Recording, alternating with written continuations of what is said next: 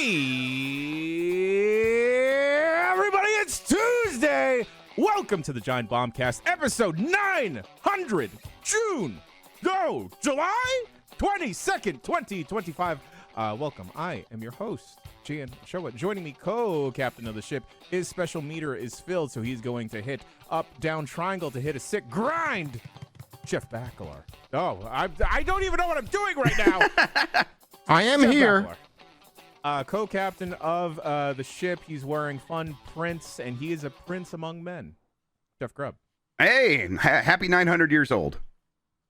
Speaking about 900 years old, he sees through time because he exists past it. Dan Reichert. It's gonna be the last pod. Wait, no, that's not true. Forget the whole thing I was just gonna say. Never mind. Okay. What? Yeah. You're getting a new face? Well, no, I was gonna talk about how after this I'm getting my implant. It's gonna be the last one without this hole in my tooth. But then I realized I'm just getting the screw put in my gums today. It's gonna be a few months for. So hold your excitement, folks. I'll have a tooth in a few months. Good work, Dan. Thank you, Kids, Bakalar. sit back down. Don't worry about it. Mm-hmm. Yeah, he was lying. Mm-hmm. Oh, okay. All right. Off to a brilliant start. But we can't start without the bad boy of games media, and we actually can't start streaming until he kills his stream that he accidentally left on for 15 hours. Mike Minotti! I'm bad. I do bad things to good people. That's how bad I am. It's not even bad things to bad people.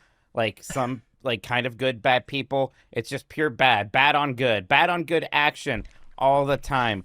Mike Minotti, can you please do a cover of Rikishi's theme song when he turned bad? Yeah, please. Called Bad Man. I don't know how it goes. Bad Bad man. No, it wasn't that. No. This I is when he did was it wearing for a The lot Rock. of fatwear. Oh, P-H-A-T, fatwear. We should start wearing fatwear. that's offensive. How is it offensive?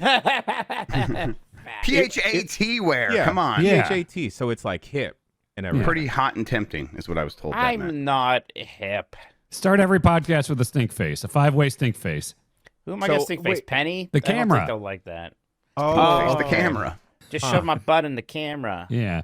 Like I mean, would it be the first camera this week up with my butt?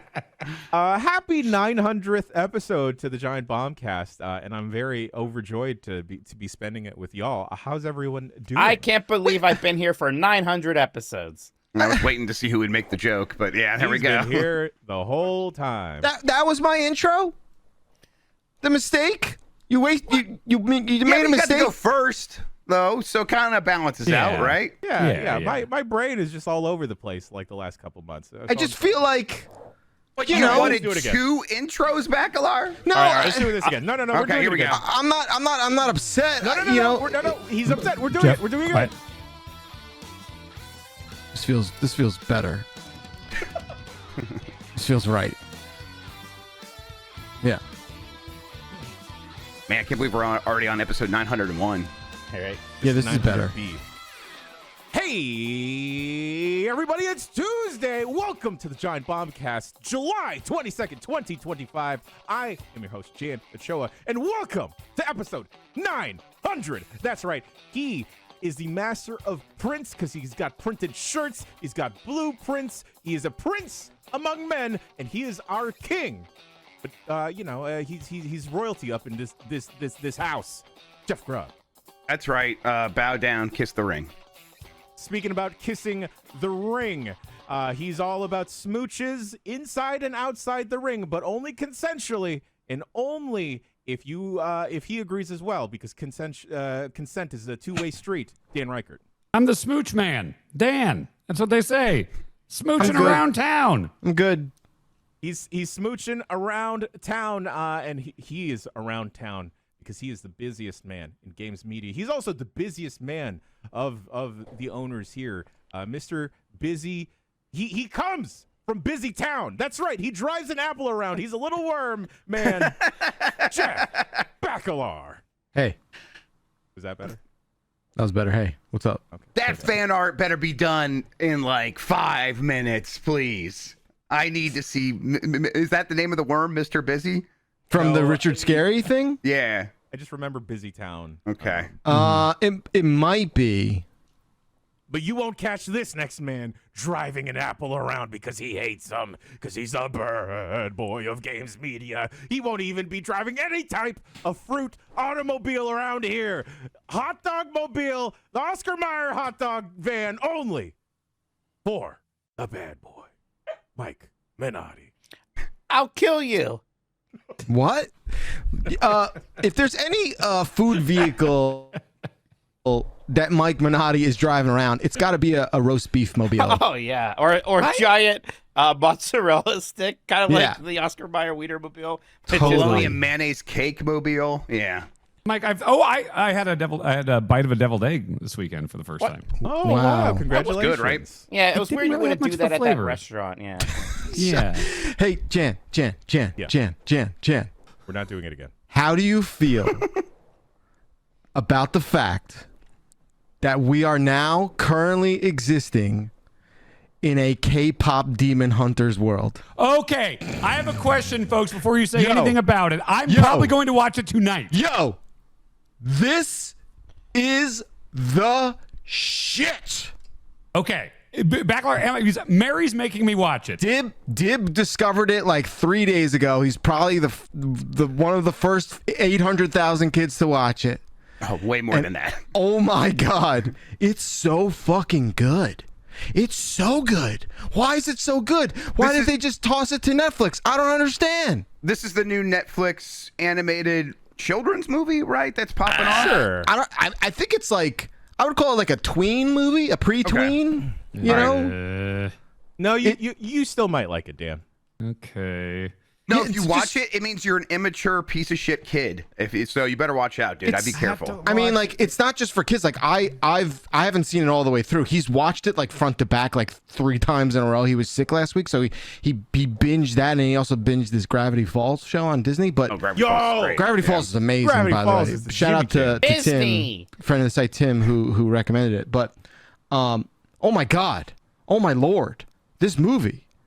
And it's like it's the same studio that does the Spider-Man thing. Is that what it is? Yes. Oh. Yeah. Oh, I like those movies a lot. Yeah. Tremendous. So Tremendous it's stuff. Sony Animation? Is Sony Animation, yeah. Real? Okay, I didn't know that. All right. I believe so. Interesting. Yeah. Is it the same style?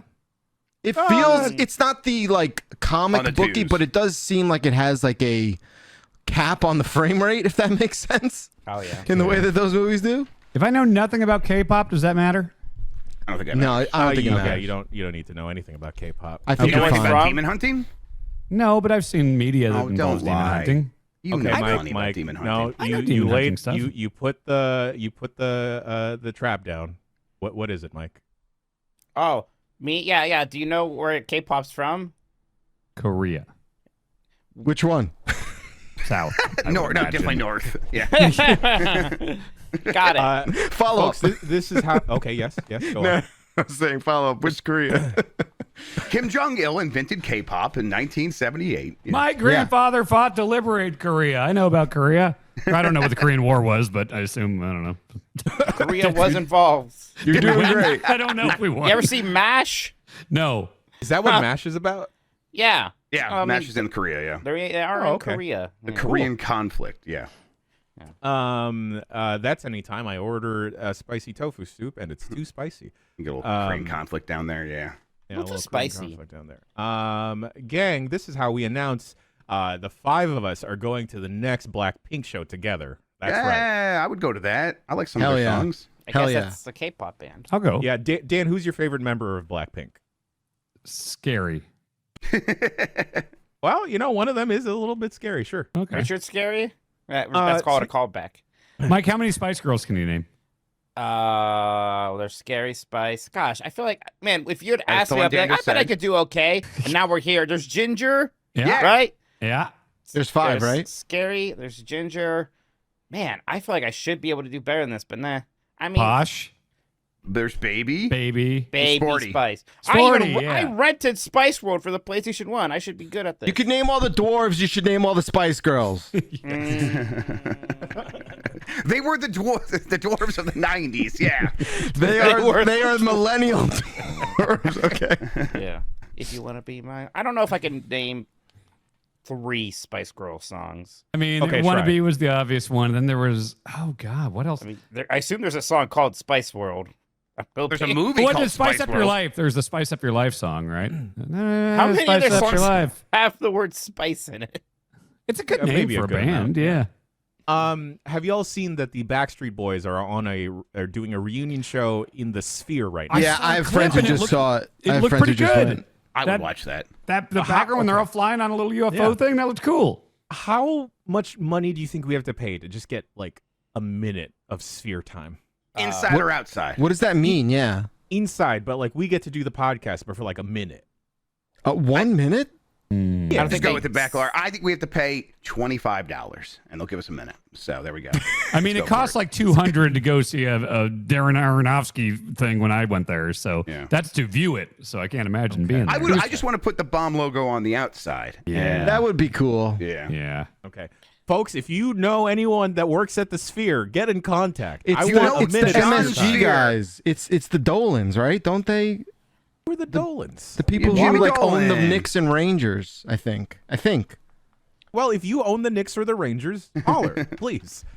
Gang, speaking about music and watching shows, I need to get this off my chest. And I know this is a video game podcast, and we'll get to the video game soon enough. But I went and saw New Jersey's own My Chemical Romance this weekend. Hell Oh, yeah! the Chemies. We thank you for your business. They had a whole elaborate story going on the whole time, and I didn't understand shit about it. Apparently, My Chemical Romance created their own, and I think this is mostly Well, Gerard's like a comic book writer, is he not? he's a little comic book man, right? And he made his own alphabet for the show. And Are then, they the like, ones that did the Spider-Man theme song for that cartoon recently? That's a children's show. Why am I asking grown men? I'll just Google it. You guys keep Well, talking. I mean, Did they do the I- parade song, the like That's Black them. Parade thing? Yes, Okay, yes, I've yes. heard that one. Yeah. Oh my God! Stop it, Jan. Can we? Don't. Oh, I think I vaguely heard of My Chemical Romance. No, seriously, I remember seeing somebody do that at karaoke, and I was like, oh, I think I know that song. Yes, that's not Go a bad. on, Jan. I want to hear about your lovely experience. Thank you, Jan. Anyway, I think it's been a hot minute since I've went and watched like a concert of a band or an artist that I know like front to back, most like maybe like 95% of their Sure. discography. And yo, and I say this parentheses positive, please. Sure. Please. Let's hear All it. the fucking freaks came out. Oh, good. What were you expecting? Well, I don't know. It's been so like last time I saw like I think I saw like the Offspring and Simple Plan and then another band, and it was a very wide variety of like bro dudes and like Well, their partners. Offspring, you're gonna get people in their 50s. Yeah, You know? But here there were like elder millennials, Sure. with their kids. Sure. Someone dressed up as like Hatsune Miku, Black Parade. There's always someone dressed up as Hatsune Miku, though. Come on. Yeah, but then like you had your like white folks, black folks, brown folks, miscellaneous Asian folks, and I'm like, wow, look at all of us coming together because we're all kind of sad. No, it's not a kind of sad. What do you mean? It was like a celebration of sadness. Not And- pathetic. Not you like know, a pathetic kind of sad no, back, this- just like yeah, emotional. This is all parentheses positive. Yeah. When My Chem came out, I was a piece of shit. Okay. Did they It was fix like, you? what's up? Did it fix you? No, My no, no. Chemical Romance? I have a delayed appreciation for My Chem because when I came out, I was I like get what you're saying. programmed Okay, by the yes. scene to like reject this very popular and talented and very good band, even though they were from my home state. And they're excellent. I really like I think they've transcended that genre of music in a way that very few bands find a way to break out of. They're test amazing. of time, right? They are still relevant, right? And Totally. so that proves it. I was Totally. thinking of Fallout Boy, by the way, that does the Spidey and his amazing friends. And that's Patrick Stump. That piece of shit arc that you talked about, Bacalar. Yeah. that happened with me with Backstreet Boys, where like I was like a young teenager and like Backstreet Boys, that's a boy band, gross. And then that I Want It That Way song came out. It was like their big new single after a while, Yeah. and it was like this huge event on MTV. And I was just like, I legitimately love this song and love this band in this moment. It was like a hot week where I'm like, Backstreet Boys are all right by me. And I still love that song. Great. I think My Chemical Romance and like AFI and Fall Out Boy and that whole kind of. I guess it's probably just emo. I was just fully in. I mean, I was still not open to new music in general, but them specifically, I judged the book by the cover and I saw them and it's like, oh, this is not for me at all. I don't like put it on these the guys. list. AFI, Yeah. I was a huge AFI guy in the 90s. Two things before we move on. One, after seeing Gerard Way like shed the character when they went and did the encore, because I guess the tour is Long Live the Black Parade, so they did the Black Parade album front to back. Oh, that's and sick. Then it was very good. They did an encore about like 5 or 6 songs of just miscellaneous MCR songs from time and whatever. But when I saw him, and I was putting like the puzzle pieces together, I'm like, very theatrical guy, very nerdy dude from New Jersey. And like the theatrics and like singing well, I'm like, huh, this is just Alex Boniello in a different font. It is Bizarro Alex Boniello, is it not? It is. And I'm like, Didn't 9/11 inspire My Chem to become a I band? think so. Isn't that the thing? I think so. Is that why it had to happen? So we got My Chemical Romance. So you're saying worth it? Is that what you're saying? Is that what you're saying? I just want to be clear. Well, I mean, we also got that not Robert saying those Pattinson words. movie, right? Where it's like a surprise 9/11 movie. Yeah, right. Surprise! 9/11. The lead singer of AFI is my platonic ideal of what a Davey emo Havoc? should look like. Yes, it's like He's that is so what an handsome. emo Oh my should God. look like. My Yeah. wife is still in love with Davey Havoc. Oh my lord! Just a strong look. What The a- only thing I said in the last like 5 minutes during all this band talk was my wife because Bacalar said it. You've had it a lot. thanks for That's chiming cool. And then like the last thing I'll say about the MCR concert, and I know that Welcome to the Black Parade or the Black Parade song itself has been memed to death, but there was a moment there, and I may have been a little bit high out of my mind, but I was just standing there and I'm like, and I didn't realize I just started fucking bawling. Yeah. So listen, I'm with you. There is some. I've talked about this with my therapist. There's something about seeing bands from my childhood and where I get emotional in a way that I don't understand. Like, I remember seeing Green Day in like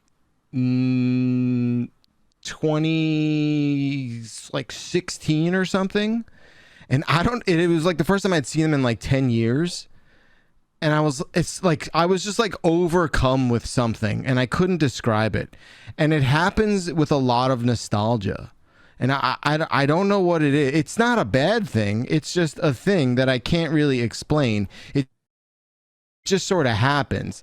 Dan, you wouldn't understand. It's emotions, but like I just feel get like nostalgia it's for just, games You know and what I mean? Like movies. there's something there. I don't know what it is, but I would love to explore it more with you, Jan. Maybe offline. I'd love to. Yeah, it was maybe it's like the specific lyrics at the beginning of like the Black Parade. Sure. And then I was looking around and I'm like, oh, no one can see me cry right now. Please, Yeah. put it away.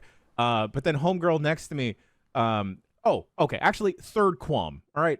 When a concert is at a baseball park, do you consider that a stadium show? Yeah. Yeah, it's literally Yeah. a stadium. Yeah. Yeah, It's a what I- stadium Baseball and show? football, Yeah. I consider stadium. I mean, by wrestling terms, I think of those as stadium shows. Yeah. Okay. I guess Why- for whatever reason, in my head, a ballpark is always a ballpark and not quite a stadium. But okay. No, Okay. MLB stadiums are stadium shows. Well, if it's closed, it's an arena, is how I look at it. You can have, if it's closed and it seats 80,000 people, it's a stadium. Sure. Yeah. So like, because there's plenty of football stadiums that are enclosed. I think if it's like basketball, hockey, it's that goes arena. arenas. Yeah. 20,000 people's an arena, 80,000's like a stadium. Yeah. Yeah. Got it. I Okay. saw Superman this weekend, and I liked when they fought at the baseball field that I go to see the Guardians. That was nice. Oh, they did? Yeah, well, the whole movie was like very, filmed in Cleveland, so I'm just recognizing things from Cleveland. It was like a Where's Waldo of Cleveland locations the entire time, so it was fun. Uh-huh. It's also a Jan, good real movie. quick.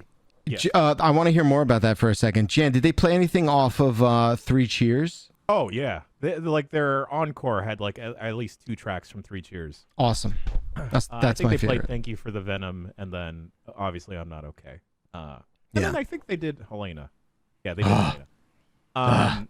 But my qualm with watching a concert in a stadium, specifically a baseball park. Said it sounds Not like enough- shit. It was okay, actually. Yeah. There's not enough room to dance. All Oh, right. well, sure. The seats too small. Homegirl next to me, next to my partner and I, vaping the whole fucking time. Oh, Not no. even cool vape. What- I'm like, What's the cool vape? the weed. Oh, okay. I Drugs, thought like dude. doing Yeah. tricks or something. Yeah. Okay. And I'm like, man, like, Sub-Omi, Like yeah. Gandalf. Ripping fat clouds. but yeah, your boy just wants to dance, and like stadium seats Was- cannot. Was there they're general contained. to admission dance. down on the field? Was there like general admission down there where you could have gone down had you bought the Yeah. right tickets? But like, well, that's the problem, Grub. It's impossible to buy the right tickets anymore with Ticketmaster. Yes. Yeah. And it's also like if it's a park and you're not sure exactly what the seating's going to be like, who knows what the vibes are going to be like? You're just kind of guessing. Yeah. But I guess so. Sometimes when you go watch a concert and you're seated somewhere, the vibes aren't right. But Yeah. Thankfully, the vibes are right all around the park. Also, 100 Gex opened for My Chemical Oh, Romance. wow. 100 of Gex them. the Lizard? They're Ah, on the Tony lizard. Hawk. Yes. I don't know if y'all have ever heard 100 Gex. It's something. It is like if you put Tumblr online into What? like if you Whoa, translated the okay. It website of was. Tumblr onto a vinyl. It was online. I'm sorry, I it was about got to me. say, what does that mean? Was it a zine? You The put Tumblr Tumblr zine? online? I was like, where were you finding them? Did you print it out? Yeah, the book. You know? They seem more like an art installation than maybe like an opening band, right? Yes. Yeah. They definitely seemed like an art installation because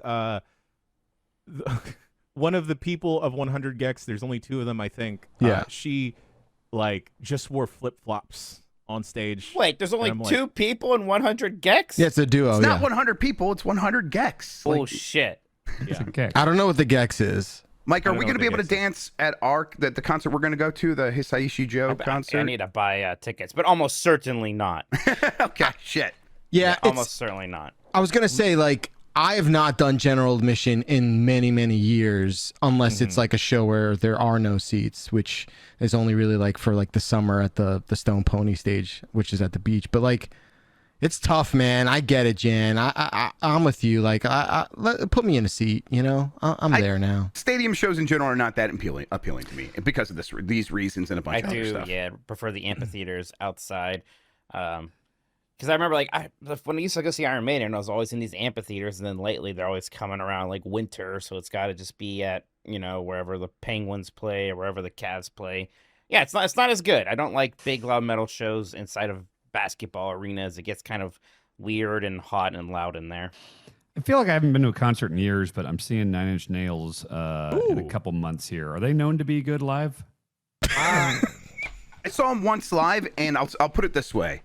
I remember it, and I don't Okay. remember a lot of concerts. Okay. So I Okay, think it that's will a definitely good be sign. it's a big crowd that's like the Excel Now, Center. But I yeah. was in an arena for it, and I think I saw him with, was it Korn? I think they might have been. It was like a weird. Korn, really? It was like a weird combo. I can't remember exactly who it was. It could have been something else, but I definitely remember them. They played in an arena, and they sounded phenomenal. And I went home and was like, I am going to get way more into Nine Inch Nails now. I think that's where I'm at because like I have an appreciation for them. I definitely have grown to like a lot of their stuff. I and mean, really the Trent respect Reznor Reznor. soundtracks they does with Atticus Ross, right? Yeah. That's the thing. I've gotten a bangs. respect for Reznor certainly over the years, and Bonk. Bonk loves concerts, and she's the one that she's usually doing Yeah. underground metal shows and stuff that she knows aren't for me. But she's like, hey, do you want to see Nine Inch Nails with me? And I was like, yeah, I'll go with you for sure. So I could see myself seeing them live and then being like, I need to get way more into them. Everyone should go to a metal show with Bonk once in their life. Is what I'll say. Is what Yeah. I'll put out there. That sounds like a good time. My yeah. favorite anecdote about Trent Reznor, it popped up in that Masters of Doom book where they're like, he had a Pentium 1 or something, or 486 maybe installed in his tour bus so he could play Quake after every concert, and that was how he partied, and then that's why he was like, or maybe it was Doom, and then he did the soundtrack for Quake. I think Yeah. that's how it went. He's I think a it's like special that. kind of hero, Trent Yep. Reznor, for sure. Yeah. They're doing, Mike. Yo, Oh, go ahead. I was going to say Nine Inch Nails is doing that Tron Ares music, so, And also, I'll that- hear the them there, new- I'm sure. And he's also doing the Intergalactic, right? Yeah, Oh, he's that's involved in that, right? Not Yeah. Yeah, I a think he's game. doing- Busy man. I feel bad. We departed from your Superman No, to be review. clear, Yeah. I feel bad because I was derailing Jan's I know, story. you wanted Chat to called me out contribute. I get it. immediately. Sure. So no, it's fine.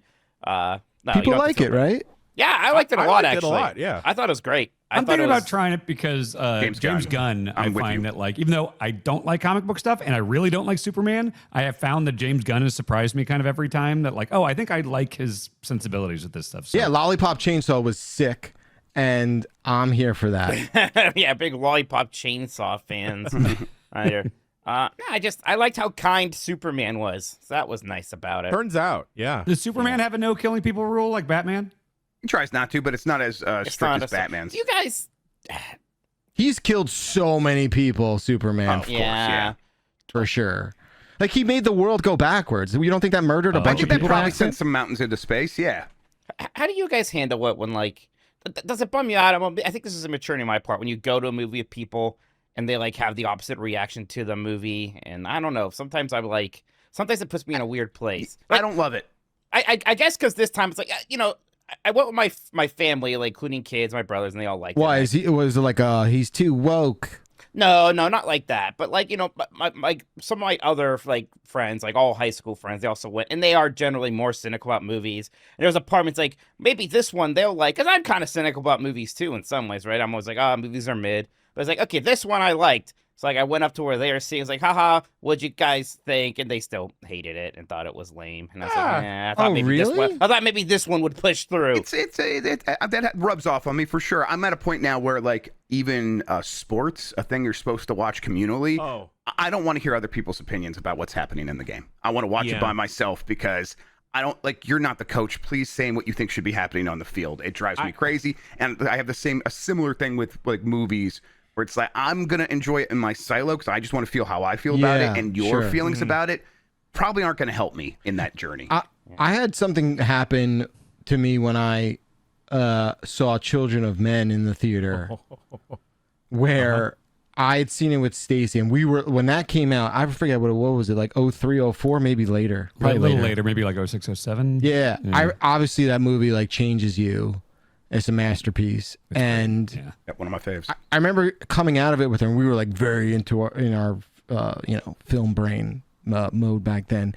And there were like it was a relatively empty theater. We'd seen a really late showing, and there was a group of people who came out just going off on like that was the most unwatchable trash I've ever seen. Really? Oh yeah. And I remember like looking at Stacey and just being like, I think we gotta leave this planet. Like, I think we gotta like get out of here. I think we gotta get out. Like we gotta go somewhere. Like I have a similar thing exactly like this with a relationship. Like I went with the girlfriend and her friends to see Unbreakable. Yeah. And I walked out of that being like, oh, this guy just got what he was going for. He completely understood the assignment, like that he came up with this on his own to explore this idea of superhero mythology. And it's brilliant, and they just couldn't stop making fun of it. Like, his name was Mr. Glass. I'm like, oh, they just don't even get it at all, and it drove me crazy. And that's like one of the three things I remember about that relationship is being pissed off that night because they didn't get the movie. But then he kept making movies, and Yes, he should have Who stopped. made that? Who was the director M. on Night that? M. Night Shyamalan. Shyamalan. We're It's talking a about Unbreakable. Yes, of course. Yeah. Trap is Yeah. a very good movie, though. Yeah, no, I heard like the meter started to tick back up in the last decade, but He's got like some fun movies recently. The Village yes. was a movie. I feel like The Village is the one that threw me. Like, I'm not watching his shit ever again. Well, you know? the Village. I have a friend who used to say that The Village was probably him just getting back at everyone who made fun of him in high school. He's just like forcing them to go see this movie and then doing that. I've seen 2 M. Night Shyamalan movies, The Sixth Sense and The Last Airbender. So a big disparity in quality between those two. I was gonna say I'm a big fan of M. Night, and then I forgot that I blocked out The Last Airbender out of my memory. Yeah, sorry, bud. Sorry I did that to you. Signs, I think, is like 90% a great movie. Yeah, no, I'm with you there. I'm like at That's a a point with M. Night charitable where I number. mostly accept like what he's going for, and it's good or bad. It's like, okay, yeah, Signs. I'm like, all right, I enjoyed that movie. So the 90% kind of clicks over. It's like that's just an enjoyable movie for me. Yeah, like in the theater, I remember being a super tense time. And like, obviously, in retrospect, there were mistakes made with that movie, but up until like the end and everything, it was a really tense, memorable theater experience. Exactly. Yeah, that's how I feel. Yeah. I'll tell you what, Lex Luthor's a mean jerk. Oh yeah, this is the hot one take. movie Nicholas Holt didn't get cucked in. Oh, good for Okay, him. wait. Is there a list of movies Nicholas? If I Google Nicholas Holt cuck movies, will I get a Oh list? boy, Yes. what have I seen him in? Was he in the Dracula, the new one? Yes. Yeah. Yeah, I've seen that. Nosferatu. Cucked. Yeah. Oh, I guess he gets cucked by Dracula. Yeah. That's. I try to think of a pun there with cuck and Dracula. Dracula. Move over, Cuckula. Jason Clark. You used to yeah. be Hollywood's #1 cuck. Now it's Nicholas Holt. All right, I'm on Reddit now. I'm Oh, gonna find out yeah. what's going on here? Yeah. All right. Well, we should get going with the podcast, but real quick, I think M. Night Shyamalan. I'll forgive him for creating the beach that makes you old, because in that movie, Old, right? That's what it's called. Yeah, it's called I think so. old. Yeah, it's called old. Yeah. There is a character named Mid-Size Sedan, and that's just funny. That's some fucking Kojima shit Yeah. right there. Do you guys remember anything about his? What's the one where the lady's in the pool, Lady in the Water? Lady in the Water. No. What, Did she one- fuck a fish or something? No, that's No. that's a different movie where someone fucks a fish. This is That the one where won the an guy, Oscar. Yes, that one Shape won of an Water. Oscar. Wait. Yeah. The Shape of Water. Right. This is the one where a guy like does bicep curls on just one arm, so he's got one giant ripped arm and a regular other arm. And I remember seeing that, being like, "Well, I'm not watching this shit. That's gross. I hate looking at this guy." So, yeah. There's maybe too many pool movies, because that reminded me of the movie Night Swim, where the pool changes him. That's the one Bailey was telling us about, right? Yes. Yeah. Oh, right. She was Yeah, really I'm- into Night Swim. I Yeah. need to watch Nicholas Holt was John Arbuckle in the ultimate Garfield cuck. movie. Oh, he is a cuck. That is Yeah, the most he cuck- drank Odie's sperm in that one comic strip. So, Yeah, that's the most cuck-coded character of all Sean, time. can we get is that emote, please? John Arbuckle. Oh my god. All right, video games. Speaking about cucks. No, there's no way to do that. Yeah, I was like, oh, I've seen no. the menu. Yeah. Okay. Yeah, he's yeah, okay. There's no way to transition cucks into Pokémon Friends. This is a new mobile game that launched this morning after the Pokemon Direct. I showed up at 6 a.m. and no one was there on the Google Meet. What the fuck, guys? Well, you couldn't have streamed anyhow because Mike was still streaming. So Yeah, that's right. I think everyone's just done with Pokemon, right? Like it's over. Yeah, it's done. I think it may be cooked and not in like the cool, fun way. Well, there's cooked is bad. Cooking is good. You're either the chef or you're the thing being cooked. Is how my children. Apparently, explain it to me. Pokemon Go is still a big thing because I was just in Wisconsin with my sister all weekend, and she was catching all sorts of. She was talking about the gyms and the Pokemon Oh, yeah. there, and I guess it's still a big thing. Yeah. Oh, to be There's clear. still Pokemon going. Do you Yeah, think we're Nintendo joking. gets mad at the Pokemon Company when they do stuff like this? Because it's like a Pokemon Direct, and people are like, "Wow, Directs suck," and Nintendo's like, "We didn't do this. This is the Pokemon Company. Leave us alone." Did they call it a direct? Yeah. I think it's called a Pokemon Direct. Yeah, Do Is that? it Pokemon Direct or Pokemon Presents? it might be Pokemon Presents. No, I don't know, but everyone. I'll get to the colloquially bottom calls of this, Jeff. Don't worry. it- Oh shit! All right, Hacker I'll man have over you in the here. mainframe. I was just gonna say. sucks. I hate this. I like this This is a- character. This He's is got a very like, good podcast. no, but you've got characters now. Like I feel like we've unlocked, a new level. It's Some people for Pokemon 900 Presents. episodes like brings in special guests and like a big fanfare. We're trying to make the worst episode we've done. It's Presents, damn it. It's not even direct, you piece of shit. I'd like to walk back So- everything I've said. Pokemon Friends is those ads, those mobile game ads that you'll get about like, oh, connect everything through one line, or like just guide the character through there. They basically did that, but with Pokemon, Oy. and you have a limited amount of puzzles you can do in a day, because it's supposed to be like stimulating brain puzzles for you, brought to you by Pokemon. And I Interesting. completed the 6 puzzles today, and then I deleted the app afterwards because there's nothing else I could do until tomorrow. And then I continued to race the horse girls. But that's it. That's all this game is. I know that Pokemon is targeted towards children, and I know that Pokemon Friends, in the little trailer that they had during the Pokemon Presents this morning, it was a mother and son guiding her son through puzzles. So sure, that's that. Another thing that is not for me, and I think I am Oh man. continuing to walk away from Pokemon. Especially Some of these puzzles look really like barren. They look like really I don't know, sauceless. yes, they're not dripping in swagoo. No. Definitely, Jeff Grubb. Oh, yeah. Look at this. It's just like, oh my god, they look like Flash games. Yes, they are equivalent to Flash games. very, very, very bare bones. So again, I understand it is probably targeted towards children. And No, not Jan, towards- let's make fun of this. This is embarrassing. This sucks. Look, this is not okay for this company to put out in 2025 as a representation of their brand. The Pokemon Company does a lot of curious things to maintain their brand. And you know, at least in games media, I notice a lot of our peers and friends are picking up the older Digimon Cyber Sleuth game. And you know what? I think it's fucking time. I think it's fucking time for Digimon to knock Pokemon off its high horse. It's time for Agumon.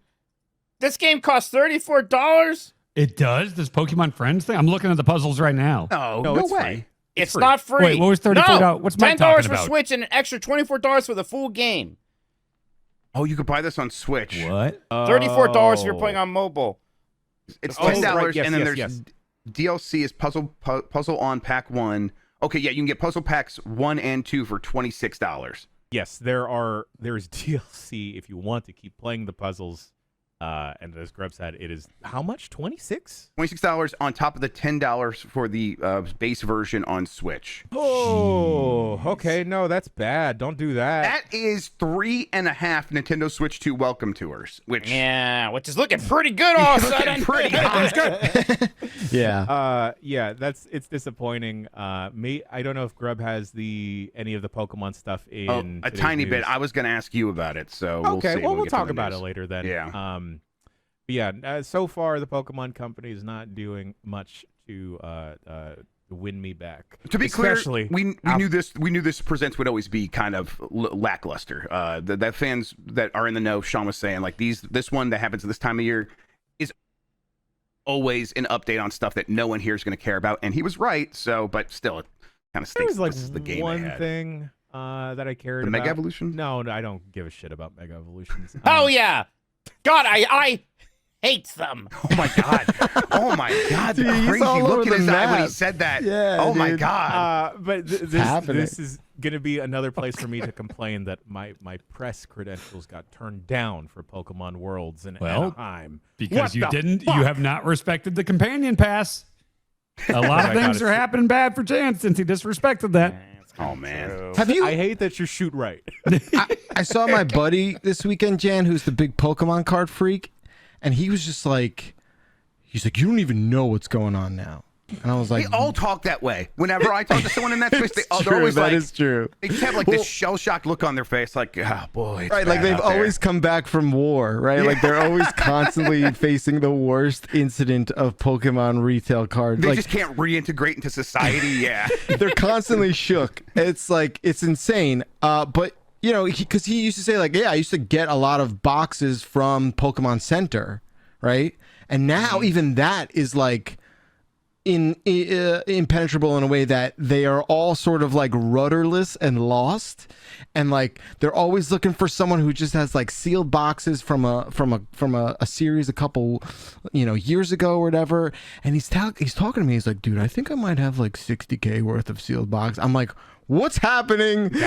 Are you jeopardizing? Like, what's going on? He's like, I just don't. He's like, every time I leave it in the closet, it just goes up and up and up and up. And I'm just like, I don't know what to tell you, man. You're like really invested deep in the like sealed wax. I don't know what to do with you, bud. Oh, Have you boy. ever seen the card section at a Target?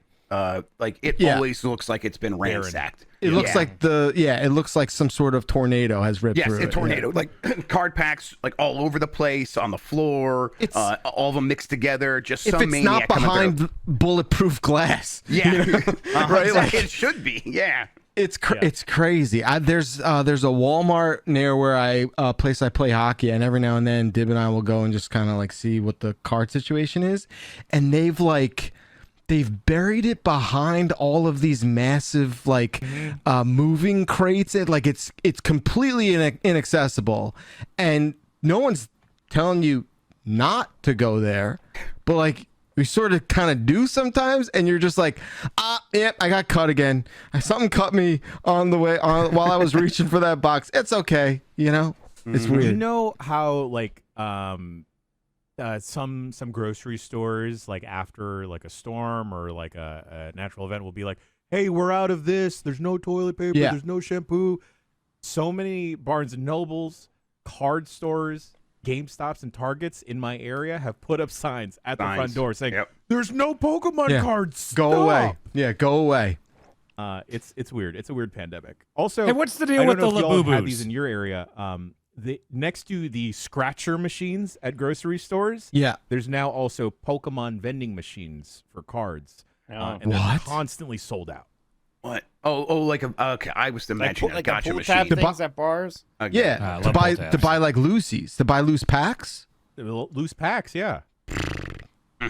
Tell me about Labubus. What's the deal? They're just these little like monkey freaks. What do you Why is think? everyone we did this obsessed with before, them? and it's Beanie Babies.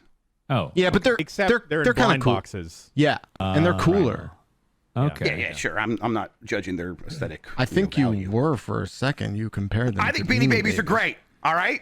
Guess who was really into Beanie Babies? We know. You. We know. Believe it or not, it's just me. Were you? Did you have the Princess Diana one? Oh, I had Princess Di. I had one's better than Princess Di. Come on. What's that mean? Like the Challenger explosion Beanie Baby? What do you mean? Yeah, that's right. I had them for all the tragedy. I have the super rare 9/11 Beanie Baby that nobody knows about.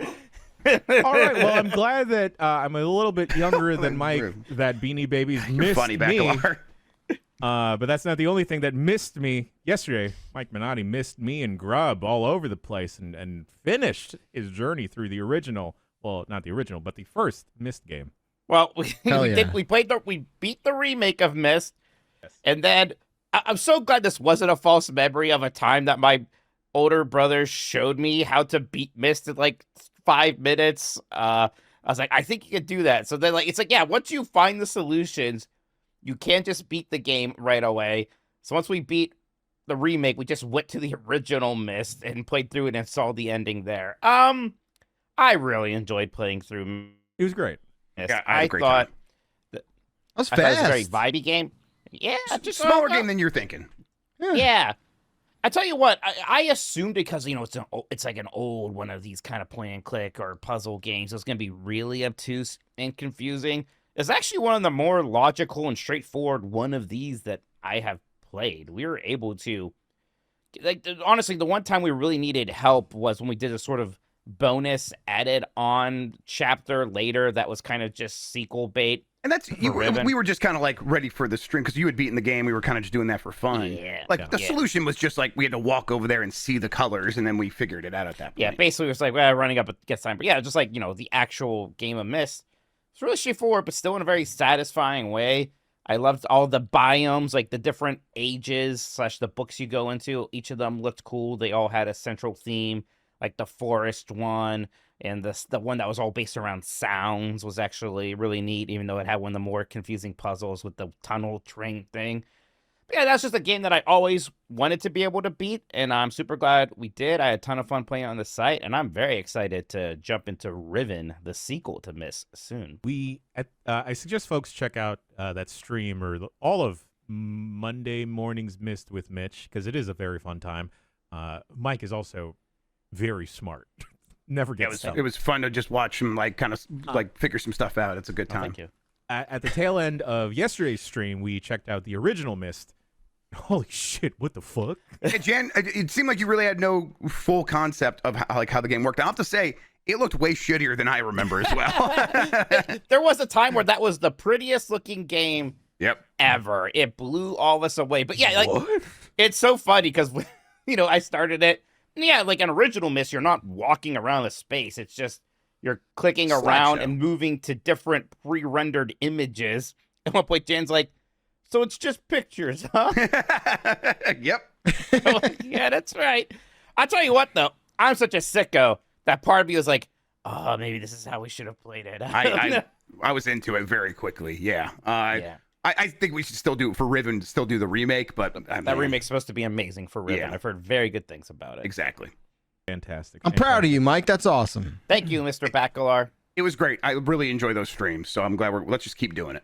Yeah. There's plenty more Myst games. Some people say I should play Uru, which was the online game, and then was taken offline, but apparently somebody's still running a shard of it, and by someone, it might be Cyan, like the people who made it. There's like an official online server for Uru still, so I don't know. I'll look into it. Uru, what's this? We all play it together? Like, I mean, it's online, right? Uru is what they were saying because it sounds to each it other sounds in close to Uwu. baby steps. As well. Oh, it's like Titus O'Neil. I was thinking baby steps. Uwu. Where like Yeah. the first dude you meet goes Uru. Uru. Yeah, no, this is Uru. Ages Beyond Mist. And I think later they called it Mist Online, Uru or something. Yeah, I don't know. I think that's right. I was like looking at the timeline. That sounds right. I'm not an Uru historian yet. Yeah. There we go. There we go. Looking at the original Mist, it looked like it was pulled from a specific time, just like Y2 Roll looks like it is pulled from a very, very specific time. Grubb. Yes. Y2 Roll is a 3D platformer sort of roll the ball game. You'll be familiar with this concept if you've ever seen Super Monkey Ball. It is Or Marvel Blast Ultra. Or Marvel Blast Ultra, yes. It is very much just trying to be one of those, and it feels pretty good. Now it's also like throwback visually. It's got 4x3. It's got the CRT fuzz on top as a filter, and kind of a low polygon count, and the vibes kind of like go into the sound effects and the music as well. It looks like it takes place in the Beetlejuice cartoon. Yeah. Oh, hell yeah. Yeah. I honestly think you kind of like stripped a lot of the monkey stuff out of Super Monkey Ball. It's How kind of like you, Ball. Yeah, well, that's what this is doing.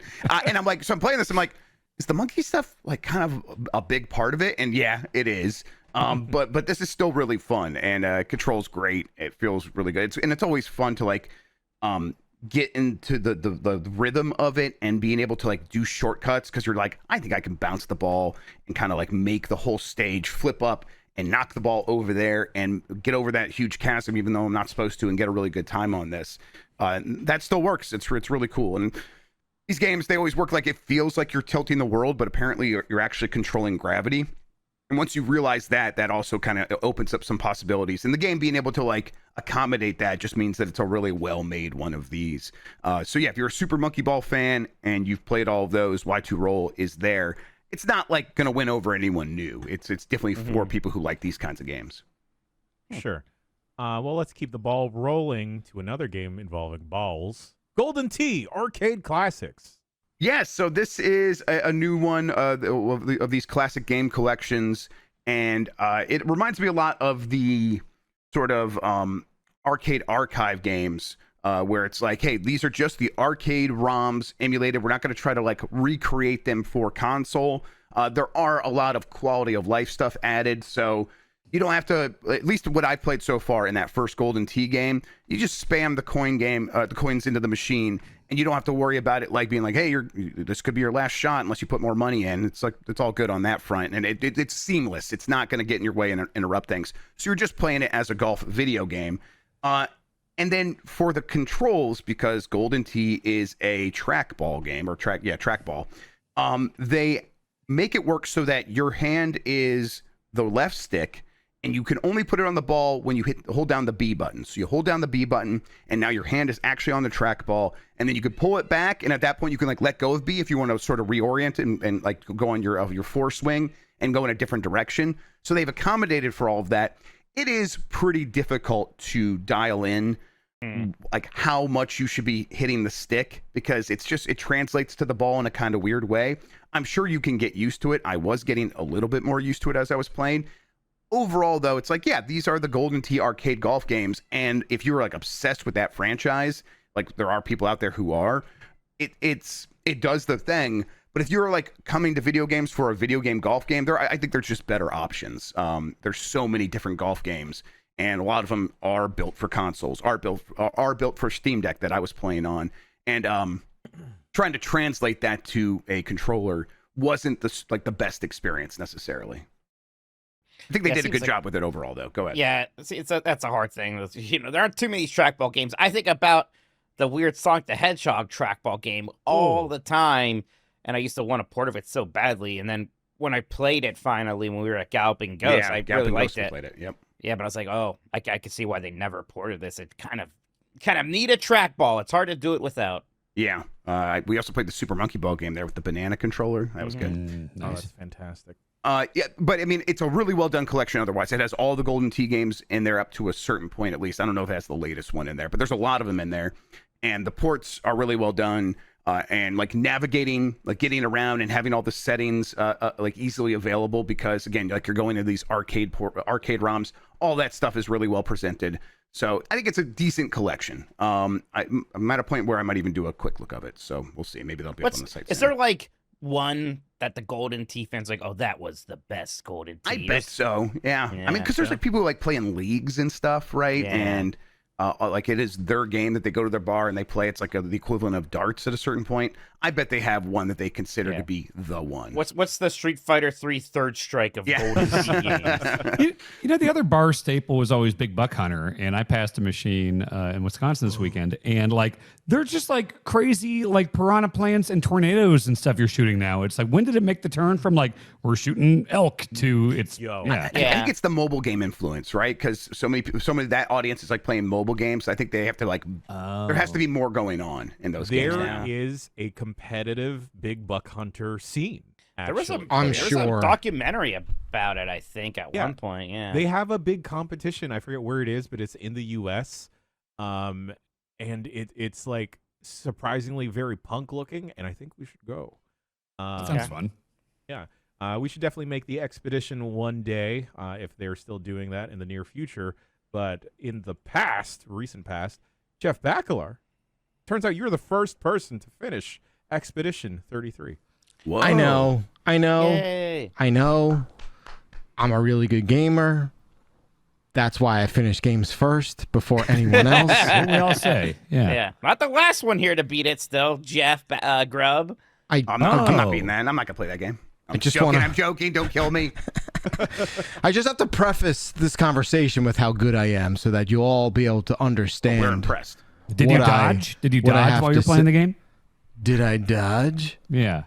You mean, was I not blindfolded the entire time? Is that what you mean? He's trying to call you off for dodging instead of parrying. I know, he's the coolest person we've all ever met. Yeah. Are you weak in dodging? Yeah, I mean, for the majority. So my instinct is always to parry. Okay. But there's certain attacks where I'm just like, I'm a dodge boy for some of these attacks. That's fine.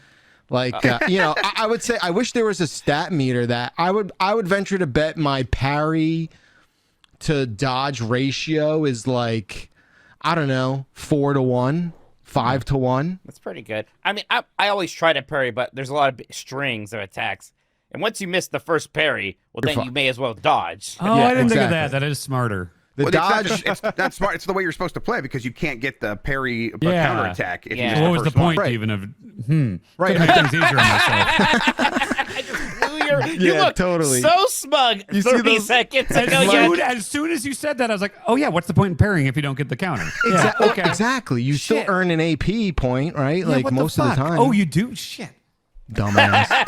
Wow, that was foolish. Yeah, because it's also an easier thing to recover from and perform. The dodge is a faster mechanic. Right? Objectively, yes. It's like, wow, I did not even consider that. That would have been a lot easier. When you beat it, you'll understand what I'm talking about. Motherfucker. So, I guess I'm like honestly really surprised I finished this. There's a lot of people who I don't think would be fans of these kind of games that are into it and have seen it all the way through. I mean, Dan Reichert, right? It's both of my brothers who don't normally play through RPGs, let alone turn-based ones, too often anymore. Both of them got through this. It's funny how like the 35-hour playtime I think is a big component of that because that's now suddenly very breezy for one of these games. So here's my first question. Yeah. My game clock says 22 hours. 20. Well, you're a good gamer. Again, I called that out. Yeah. Like, sounds like someone's skipping all that great side content.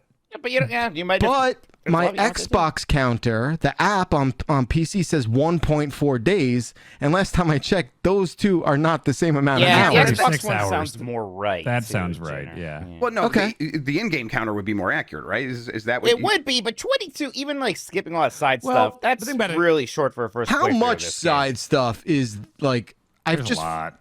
But There's a lot of optional dungeons you can do, like obviously things like the jumping puzzles. Act 3 has a ton of optional. Just go with the 22-hour thing, Mike, because that's going to make it more likely that I actually will play through this. Yes, game I bet he could have beaten it in 12 hours, Jeff. Oh, okay. Now it's sounding pretty enticing. So a big reason I definitely went through it was because I think Mike said, like, listen, this is going to be coming up at Game of the Year. And I feel like it was the same way with Fire Skim. It's like, all right, people are going to be talking about this. I'll give it a shot. And now Grub, I can pass that along. It's definitely going to come up a lot of Game of the Year.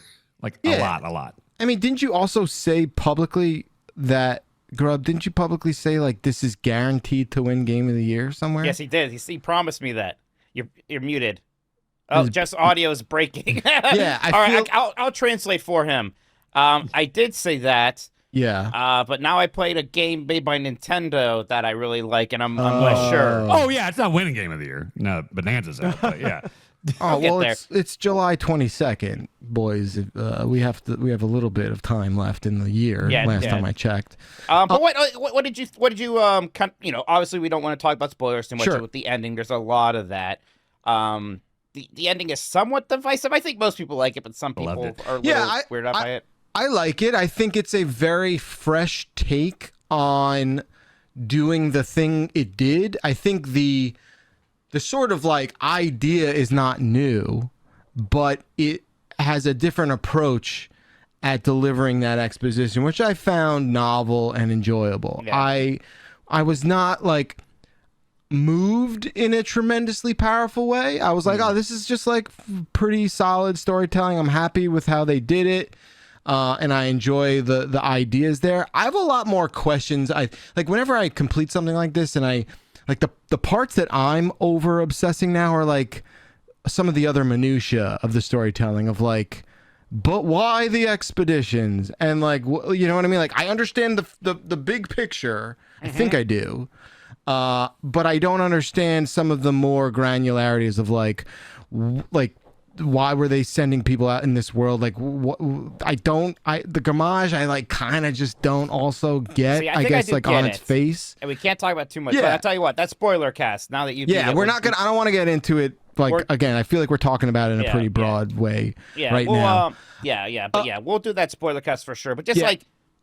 So what do you think? You thought it was really good? You liked it? It's excellent. It's fucking awesome. This game's fucking awesome. 100%. What are you talking about? Of course it is. It's so freaking It's amazing. I even had like a normie friend of mine hit me up over the weekend, and he's like, I'm having dinner with some jackass who's telling me that Claire Obscure is the best game he's ever played in like a decade. Is he full of shit? And I'm just like, nah, he's legit. This guy sounds like he knows what he's talking about. Like, I just think, I think the whole paint stuff is like very, it's just like that for whatever reason. Like that's what's sticking to me. That like just that aesthetic and that whole idea is. You're a big Splatoon. You're a Squid Kid yourself. Well, I don't know if I would call myself a Squid Kid. Certainly that, but like ink. Yeah, I'm an ink boy. You know, I'm an inky man. And I thought, I think the characters, the performances are all very, very strong and well above average and well beyond what I was expecting. Who was your main team? Monoko. Oh, you're a Monoko. You like the feet? Yeah, he reminded me of Dan a lot. Dan doesn't like him. That's funny. Monoko. Like Fuck Dan just seems like hunched over with a big face of hair, and I'm just sort of like, yeah, that's Monoko. That's Dan. Dan's Monoko. You know, like you might as well just put like a wooden plank on your face, and you're cosplaying halfway there as Monoko. But right, I don't give a shit about feet. All right. I do think this game like is a lot more charitable than I was anticipating it was gonna be. Where I was like, oh fuck, the barrier to entry here and the sort of like attention to your loadout and your Pictos and your Luminas and all that stuff is going to really, really sort of like barricade me in a way where I'm unable to progress, and none of that turned out to be true. Like the longest I spent on any fight was maybe like 4 times or 5 times. And I just kind of like was able to persevere and get to where I needed to be without overly obsessing over spinning all those plates. I played Verso, Luna, and Monoko were like my main 3. I'm a big fan of CL. CL, very good. Just want to put that out there. And then Yeah, and then Mayo was just like, I'm like, you're annoying. Man, Mayo was my carry on my team. I think most of my damage was coming from Mayo for large portions of the game. Towards the end, something happens where like I feel like I did not see how powerful she like got for whatever reason. Well, like she started doing stuff that I did not do. I feel like something happened. I'm like, what? I also dressed her up real dumb. Sure, you give her a baguette and I gave her like a what are the little furry boys? a beret? No. Oh, the Gastrolls or the. Yeah, I gave her like a Gastrol haircut and put her in like a dumb dress, and I was just like, look at this idiot running around. And but then at the end where you're like, oh, okay, there's something. She's doing special things now. I was sort of surprised by that because I did not deliberately, build out her loadout that way. All the characters are great. I love it. I love SK. I thought SK was awesome. SK is a very good boy. I love the sort of energy of the curator and all that shit. I thought that was cool as hell. I still, the manor we can talk about in the mansion, whatever it's called in the spoiler cast. But yeah, I very, very few points of criticism that again we can get to in the spoiler cast if we ever wind up doing it. I think like the whole like flag storytelling element like didn't fully land for me. There's a couple Not a big of just audio like, tapes guy. Yeah, I mean that some of that stuff's interesting. Some of that stuff is sort of like this kind of conflicts with like what the other narrative that's going on. I just thought there was a lot of like midair collisions narratively speaking, which is fine. This game's tremendous. It's barely really anything to knock it. I really love it, and now for me, it's definitely the game to beat for this year. That's for sure. Well, yes. Well.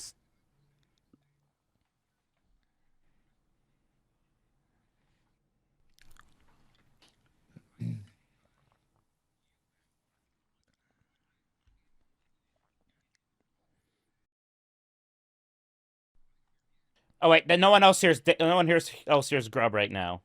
All right. Yeah, that's okay. It's probably Grub just said your he's not mesh into cast. it. No, Grub did not say that. Grub 100% said it was me. It was me that made him believe in this game. Okay? Yeah, some real weird takes about politics and world affairs right now. That's rough. Yeah. Didn't like the message Superman was sending. Yeah, he was like really supporting Speaker of the House Johnson's move to. Oh, he's been a big mark for that guy for a while. Yeah. Yeah. You brought up Princess Diana. Well, we hear. Is your mesh broken? They're saying he's frozen now too. Okay. Let's see. In the meantime, is it the same mesh link? Okay. Well, speaking about JRPGs and RPGs, the master of all things role-playing games, this seems like an interesting pick. But Dan, I have on the list here, you've been playing Wizard Quest?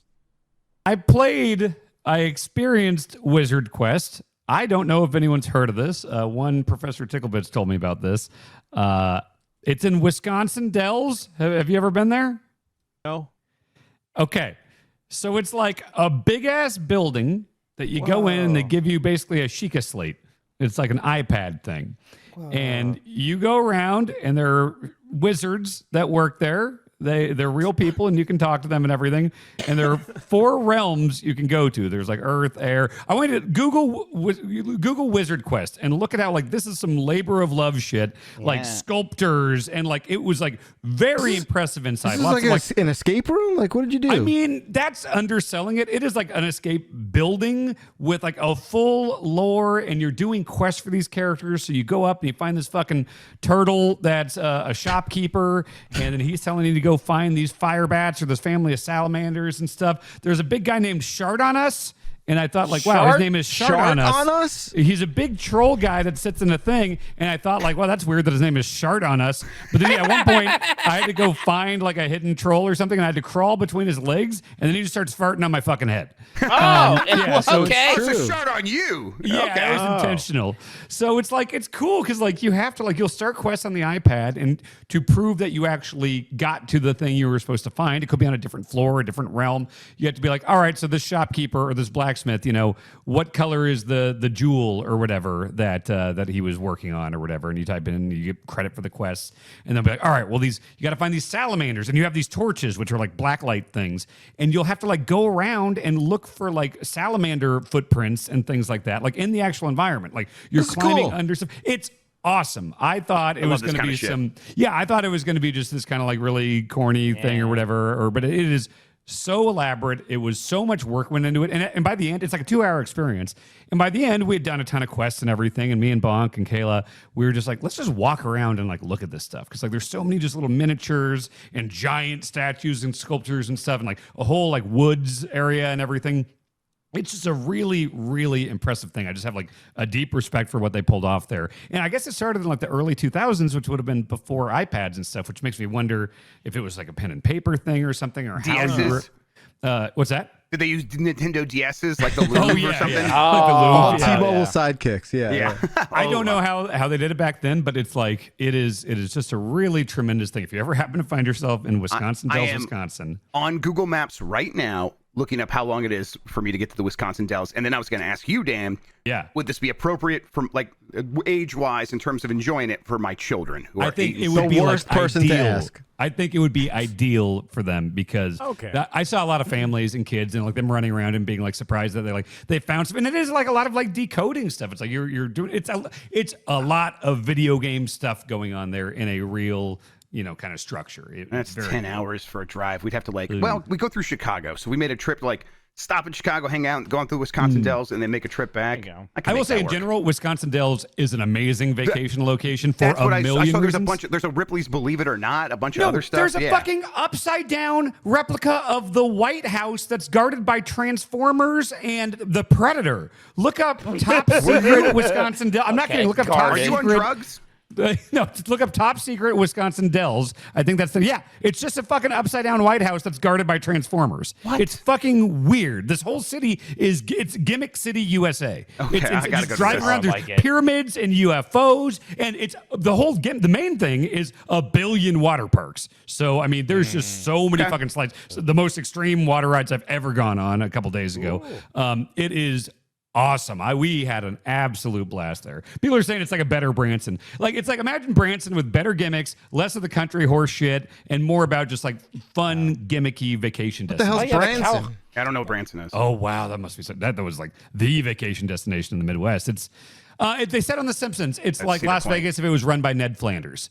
So it's a lot of very hokey country bumpkins where Silver Dollar City is and stuff. It's a very Midwestern kind of conservative version of Vegas. It was definitely the only place I ever got to go on vacation to as a kid. It's fine. It's lame though. Like Wisconsin Dells is a million times better. But yeah, just look up any pictures of Wisconsin Dells. It's a bunch of water slides, a bunch of gimmicks, but really, really cool stuff. Really, really had a great got weekend Kalahari there. All right. That's where I stayed. I stayed at Kalahari. I didn't know. Was that like a... water parks, We have one here. I like Kalahari because it's very themed. Sorry, it's what? Oh, yeah. Kalahari it's an indoor water park resort thing. I heard the word casino. I So thought. the name of the city is Wisconsin Dells, Wisconsin? Well, I mean, there's Kansas City. And their motto is, dude, you got a Dells. Oh. Okay. How do we pivot out of that? Everybody. Happy 900. It was the fucking first one. Like I used to love water slides as a kid, but I haven't been to a water park in forever.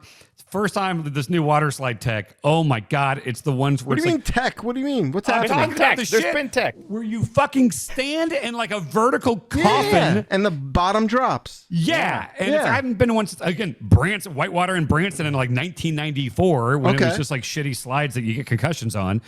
Here it's like you stand on this thing and a voice is like 3, 2, 1, and then the floor is just gone and your body is just being sent way too fast in a dark tube, and it's just you are fucking rattled by the end. I loved it. Me and Kayla did every single water slide and everything. Great time. Went to a Timbavati Wildlife Resort. We got to pet giraffes and all sorts of shit. And like a really good family vacation spot. Okay, I'm but for adults legitimately too. going to look into this. Like Grub, it seemed like a great family spot for sure. But also as a 41-year-old man, it was awesome. If we went like in the fall and it was a little bit colder, it sounds like there's plenty of like indoor water parks. A ton of them are. So Kalahari had a big outdoor one, and they had a big indoor one, and they're doing like a 75,000 square foot expansion of their indoor stuff. Okay. So to be clear, Jeff, there is a Kalahari an hour from you. No, I know, but like I want to do all this other stuff as well. Okay, right. And we are looking to get out of town, so yeah. As someone that doesn't know how to swim, I've never really been able to enjoy a water park, much except the lazy swim- river. Yeah, we lazy rivered. It was great. You could. God, There's lazy lifeguards at the receptacle that will assist you. Let me tell you, I went to a water park because it was an altar servers field trip as a little reward, and I went into the wave pool. I went a little bit too deep, and then my friend had to pull me out. Also, Jan, the entire time, all weekend, I was in water that I could have drowned in, really, was just the wave pool. Like, all the other stuff is, it's lazy river stuff. It's 3 feet when you get to the bottom of a slide, stuff like that. You could drown there, but well, also, I know, but like you can also stand up, Sure. Yeah, it's not like a risk if you can't swim, Okay, thank you for that, Dan. I may have Awesome. to head over there. Also, if you like cheese, holy shit, I ate so much cheese and drank a lot of beer this weekend. It was a good time. You sound like you're living that drifter lifestyle, just going to cheese and water parks, just like Mike Minotti did last night on Mega Man. He played not through, but a little bit of the drifter. Yeah, I played like 2 hours, which I bet is like about a third of the game, maybe a bit more than that. Jeff just recommended this to me earlier that day because it's very LucasArts point-and-click adventure game coded. He knows how much I like those. This is a newer game, though, but with that pixelated art style and a point-and-click interface. With like the mouse cursor and the font of like a LucasArts game. They aren't trying to hide anything there. They're like, we are making one of those. Right, but it's also not nearly as obtuse or confusing as one of those. Everything's context sensitive, so it's pretty easy to find the things that you should be clicking on. Even like the dialogue systems, it's just like icons of things you might want to talk about. So pretty straightforward, but I'm liking this quite a bit. Like the story here is that you are this kind of drifter who's back in his hometown for his mom's funeral. So he's got to see, his sister and his ex-wife, and, everything's kind of awkward. But before all of that happens, he gets caught up in something weird with a bunch of Sam Fisher-looking people abducting homeless and killing people, and he maybe gets framed for it. And then they try to kill you, and you die. It works. They do kill you. They kill you, but then like time rewinds a bit. If you ever played Ghost Trick Phantom Detective, it has sequences. Yes, it has those sequences where you're in a situation and you have to kind of solve a puzzle, or else you die. But every time you die, you just go back. So you kind of keep trying things until you finally figure out the situation. So like one of them, I was captured, and I'm in a hospital, and I'm handcuffed to the hospital bed, and I'm being interrogated. Then a nurse comes in to refill my saline solution, right? Then like a few minutes later, I die. So it's like, oh, she poisoned me. So now you're kind of in this Groundhog's Day loop of like trying to figure out how to get out of that situation. So mixing those segments in with the more traditional point-and-click puzzles is really cool. It's fully voice acted, and the voice acting's good. It seemed fun in those moments, Mike. Like, did you feel like, okay, we're going back to the beginning of the loop, and now I have a good idea of what to do this time? Because that sounds exciting, as opposed to the idea of like, oh, we're doing this again and I can't figure it out. That could get frustrating, but it felt like you always had a new idea of what to do next. Yeah, and like, again, that's not, that's part of the game, right? So, and it's usually these pretty sequences here and there. Short loops too, where it happens. And at a certain point, you can, skip a dialogue box. So you can, if it's something you heard already, you get through that part pretty quickly. So no, I always thought those parts were pretty enthralling. I was enjoying the story. I kind of want to see where it's going. So yeah, so definitely something I'm going to continue playing on my own. I want to see this. Again, I love these games growing up, and I know people are still making these kinds of games. I know Wadjet Games or Wadjet Games makes a ton of these, and I haven't necessarily checked them out. So probably shame on me for not looking at the games inspired by the games that I loved in this modern age. but I'm definitely enjoying this one, and I think anybody who likes, LucasArts adventure games, or you like Ghost Trick Phantom Detective, or you just kind of like an interesting kind of mystery story, should look at The Drifter. I think you could be excused for missing that this one came out because it came out the same day as Donkey Kong Bonanza. So, yeah, kind of easy to miss this one. Yeah, pretty recent, but really recommend it. Well, that sounds bananas, but you know what is more bananas than that, Mike Minotti, Dan Reichert, Jeff Grubb? No. Donkey Kong Bonanza! Oh, right. I'm a little jelly. I haven't checked it out yet. It sounds like y'all are having a ball with this. It is, I think, maybe the fastest time to fun I have seen in a video game, maybe ever. I guess, I don't even know if you could call it a tutorial room, because never does, the action never stops and says like, oh, here's how you do this. If anything, it's just a little pop-up being like, here's how you do a chunk jump.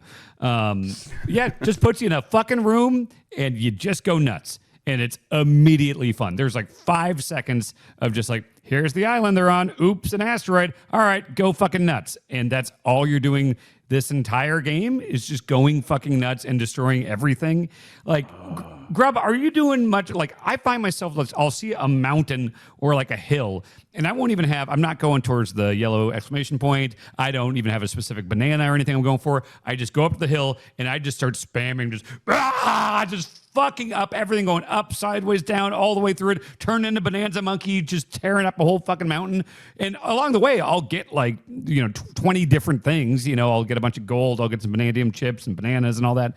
But I'm just like, are you doing it without direction too sometimes? Yeah, in fact, I'm kind of like, the spirit overtakes me for sure in this game more than a lot of other games. And to the point where that is how I'm playing it overall, where I am aware of the yellow thing, the waypoint telling me where to go next, and I have that in mind, but I am just sort of like playing it on a vibe level of, I just feel like this thing in front of me needs to be destroyed. I'm going to punch the hell out of it. Oh, cool, I did find a bananium thing. I did find a bunch of other stuff, but now that's destroyed. I'm just going to keep moving to that yellow thing now, and another thing distracted me, and I'm punching that, and I'm not like worried about 100%ing the game at all on this first playthrough, just because it is such a get in the vibe of this game, feel it out, and get on its level and just go. And it's made to be played that way, it feels like, and it's so good on that level that I'm having a great time, and I'm also aware that I'm leaving all this stuff behind that I'm going to get to come back to later when it is time to be like, I fully know everything about this game now. I have all the abilities, a fully upgraded Donkey Kong, and now I can come back and really tear these levels apart and find every last thing. And I love that. It's really, really good on that level. That's exactly what I'm doing. Is like, I'm just in general senses, I'm pointing Donkey Kong in a direction, sometimes towards an objective, but I'm not doing like, well, I got to get 100% on this layer, this sub layer before I move to the next. I'm doing it the exact same way, where it's like, I'm going to move through at what feels like a natural pace. And then there will definitely be a time. It's very easy to fast travel around and go between the layers and all that. I will 100% this game completely. Like, it's so much fun. There's no fucking way I'm not doing that. And there are tools there where it's like, it's easy enough to buy maps and stuff for like, bananas you haven't found. So like, I think it's going to be a very fun 100%. But it does something that almost reminded me of Breath of the Wild, and that I really appreciate, where it's like, when you start Breath of the Wild and you get out of that first thing and it's like, your first objective is kill Ganon, and it's like, oh, okay, well, I'll just head out and see what happens with that. The first objective here is find more bananas. I fucking love that, where it's like, all right, got my marching orders. Let's just go and see where this takes me. Man, it shifts later to get to the planet core, and that's always there as well. And it's and I love the map screen of just you're going down. And I just got to the first part where it does kind of split. Like there's like, do you want to go to the snowy area or the forest area? And like there's the divide, Oh man, I'm just loving every second. I've got like 130 bananas now. It keeps getting better, Dan. Like, so you're at that point. I'm like, I love this game. And now I'm like, oh boy, it's all I can think about. It's all I want to do. It just keeps getting better and better each level, and each power you unlock. I'm about to be a zebra. Yes, Zebra is I like Zebra a lot. One of the best songs too is the Zebra song. Oh yeah, it's a musical. Yeah, like it really is kind of a musical where Pauline is singing these songs about these characters or these special powers that you have. You can activate that at any time, and her singing powers are central to the game. And I like that. That's like a really fun idea. But more than a lot of other Nintendo games, this one just kind of wears on its sleeve that it is taking bits and pieces of every other game that Nintendo's made and a bunch of other games. Like, this is just Mario Odyssey in a lot of the ways that it's structured. And then they just like, okay, now let's put all the Donkey Kong stuff on top of that and build it in a different direction. And it works really well. You could tell that they are like, hey, we know this stuff already functions the way we need it to for one of these games. Why rebuild it? Let's focus on making a bunch of new fun stuff. And that paid off because it is so dense. There is so much going on in every level, so many things to discover, to the point where and like it also opens up the opportunity for you to play it how you want. And the quick look, which I don't know if that's up yet, but people will see I'm playing it and I'm showing Mike some of the levels I'd already played. And there's a point where it's like, oh, this is how you get to the next stage or get to the boss to get to the next stage. And I did not do any of the sequence that the game says is required to get there. I apparently had found my own way. I'm like actually going through screenshots and movies trying to find like, what did I even do? How did I get here? It's kind of Breath of the Wild in that way, a little Mario Odyssey in that way. I'm really deep into the game. I think I'm beginning to brush up towards the ending. What I love, like, just the base mechanics and all that stuff is so fun that I don't get tired of it. But it does, always build on that. And sometimes it's new abilities with the Bananzas. But a lot of times it's just, I didn't think about interacting with the world with my abilities in this way. Or I didn't expect terrain to react to it this way in this level now. All these really fun and smart things. Yeah, it's absolutely incredible. It's better than I was expecting. And I love Odyssey so much. I was just already expecting the moon here. And yeah, it's better than I imagined. I can't believe how well executed this idea is. I'm excited because I feel like since I wasn't able to play this weekend since I was on the road, I'm pretty early, right? You're relatively early still. Yeah, still first third, I'd say. Yep. Oh, good. Okay, that's great. Mike, does there's small apples, but then there are big, beautifully rendered apples. Yeah, it's bullshit.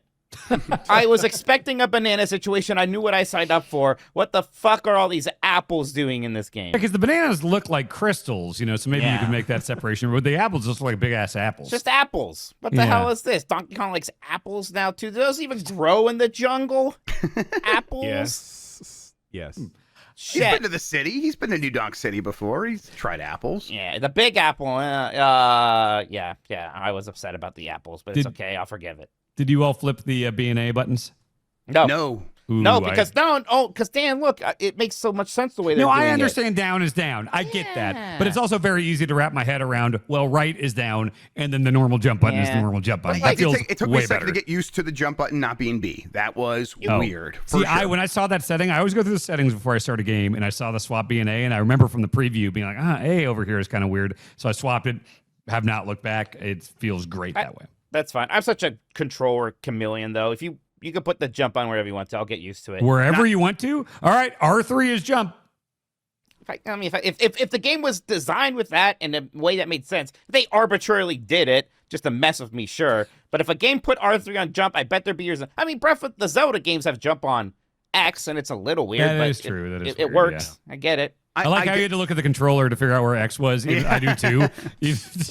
Yeah. It's fucked up. Everyone has the Xbox thing burnt into their brain now. Yeah, exactly. The thing you said, Mike, about learning the systems and learning the material science of the game, there's a chemistry system also like Breath of the Wild. This material interacts with that material in a certain way. That is, I think, the fundamental reason the game keeps getting better, because there's so many systems to get used to and figure out how they work. So now when I do go back to earlier levels, the possibility space has opened up so much that it just really feels like the game is clicking in a way that it clicked immediately. Dan's right. It is fun in the first half second. You press that jump button, you press the roll button into a jump, and I'm like, oh, man. It's so good. I love only this. Just, relatively recently have I really had to sometimes think more about the structural integrity of the clumps of earth that I'm picking up sometimes. Dan, have you heard about my jump tech? No. Oh, yeah, he's got a good jump tech. The highest jump you can do in the game. Does it spin? No. So you do the double jump, but whatever you're at the height chunk of a jump, please. It's called a chunk jump. Chunk jump. Do a chunk jump, but then do a down smash attack, because when you do that, he actually flips in the air a little bit. So start that animation, then cancel out of that with a roll. Into a roll, yeah. That's your max height.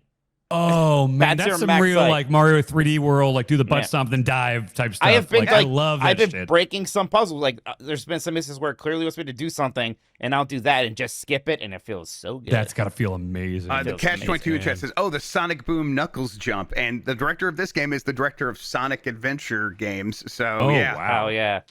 Have you tried the co-op mode? No. It is I did. insane. I did it with the mouse version. Did you do like the game share version? No, I did it with Kayla sitting next to me. Or I guess she was on her Switch too. So I guess I was doing local game share. Yes. Okay, yeah. So what was that like? Because we did it where Addie was on the controller, and then Emmy got the Joy-Cons and was using the mouse and was like sucking up the materials and then shooting them out by making Pauline sing. Is it the same thing when you do I mean, two I think switches? so. And maybe there just might have been a Kayla factor going on of her just hitting as fast as possible and creating, like, I couldn't see what was happening on the screen, the amount of shit she was doing. So maybe that's just the Kayla factor. It seemed like too much. That is the thing about this game. It's like I bet it's sometimes it might be difficult to watch because Donkey Kong just gets in that ass of the level and he gets surrounded by really does. material and dirt and stuff, and the camera has to like look through it and see his silhouette. But when I'm playing, I fully understand what's going on. Yep. I know where he is. I never feel lost. Sometimes the camera does just feel a tiny bit wonky for as much as is happening. It works shockingly well. So I mean, it yeah. kind of has to be that way. The amount you can Yeah. like go into materials and stuff, like, there's no way the camera is going to be perfect all Right. the time. The fact you that know? it works like this well is Yes. shocking. 'Cause, Yes. Yeah, I Yes. never feel lost or like I don't know where I am. And sometimes like going underground helps you see things in a weird way. And it is still such a Donkey Kong game. Some people worry that this was some big reboots just because of the redesign. There's still all these references and elements Yeah. from Donkey Kong Sticker Country and Bush other Symphony played at one point. Oh I think. yeah, like there's a whole Sticker Bush Symphony level, right? There's Yep. there's a Minecart Madness style level at one point, and you have things like the barrels that are omnipresent everywhere. It's just an absolute joy. It is just the kind of Nintendo stuff that Nintendo does best. Obviously, our first great Switch 2 game, and whenever this system is said and done, it will still be one of its best games. Absolutely. Dan, every time you get one of those blue crystal guys, do you rip off their faces because they don't care? I do. I feel bad because I got trained Empathy? early on because feel it's anything. like I would hit the button with the Kongs and they would high five and it's like, oh hell yeah, I'm not gonna accidentally hit these like fun little monkeys. You give them a high five and a thumbs up, and all of a sudden those blue dudes with the eyes, I'm just like punching off the bottom of their fucking face like a Riccio kill, and it's like. Yeah, it's fucked It's great. up. You could just grab them, rip off their face, and then use the chunk to destroy the rest of their body. It's great. Oh, I didn't know you could rip them apart. You rip them apart with your digits, with your monkey fingers. It's so good. I'm not going in for a handshake with you anymore, Grub. Oh, you might be thinking about ripping off faces. You're right. Jack's fatality. It's good. Good game. This sounds fantastic. It feels like it. I need to play this game, and maybe it'll fix me. Yeah. Because Yeah, I can pretty tell good. that every time I see, I'm scrolling through whatever, and I see someone streaming this game, it's just smiling ear to Yep. ear. Oh, It definitely happened to me. Like I felt myself going from like being in kind of a mood to like something was happening, and I was playing this game, and I'm like, I'm enjoying it. Of course, I'm enjoying it, but I'm like overwhelmed with joy. And then at a certain point, I'm like, felt myself physically smile, and I didn't stop the rest of the time I was playing. It is like something is happening inside my brain when I play it. Like I'm feeling fireworks go off. Yeah. Within neurons, you know? Beautiful. Yeah. All right, folks. We're all gonna go watch the fireworks together. We're gonna go gather in front of the carousel and then meet there. And then afterwards, Jeff Grubb is gonna deliver us the news. We're gonna take a quick break. I gotta See you on the other leave, side. so see ya on the dump truck, everyone. Bye, Backlor. I love Bye, you. Maggie. I said I love you. Love Think you about the too. Challenger was really funny. And we are back. Scouts, stop scratching the couch behind me. Pets. Hey, Scout, stop it. quit it. Scott, live your life. Don't listen to them. Scout, Be a dog. Be a Fuck good that dog. couch up. No, don't mess up the couch. It's old. All right, gang. Welcome back to Giant Bombcast, episode 900. You know what we're missing? Backlor? Back on. Yeah, Jeff Backlar. Yes, Jeff Backlar. But I was gonna say new music. I think now that we've reached episode 900, I think we need new music for the segments specifically. Oh. Let's get a new theme song. Is that sacrilege? Should I not say that? What? No, we just got this theme song like a couple hundred episodes ago. This was like 2022. We started doing this version of it. See, yeah, but basically since I've been listening, it's been that one. I don't know, I'm over it.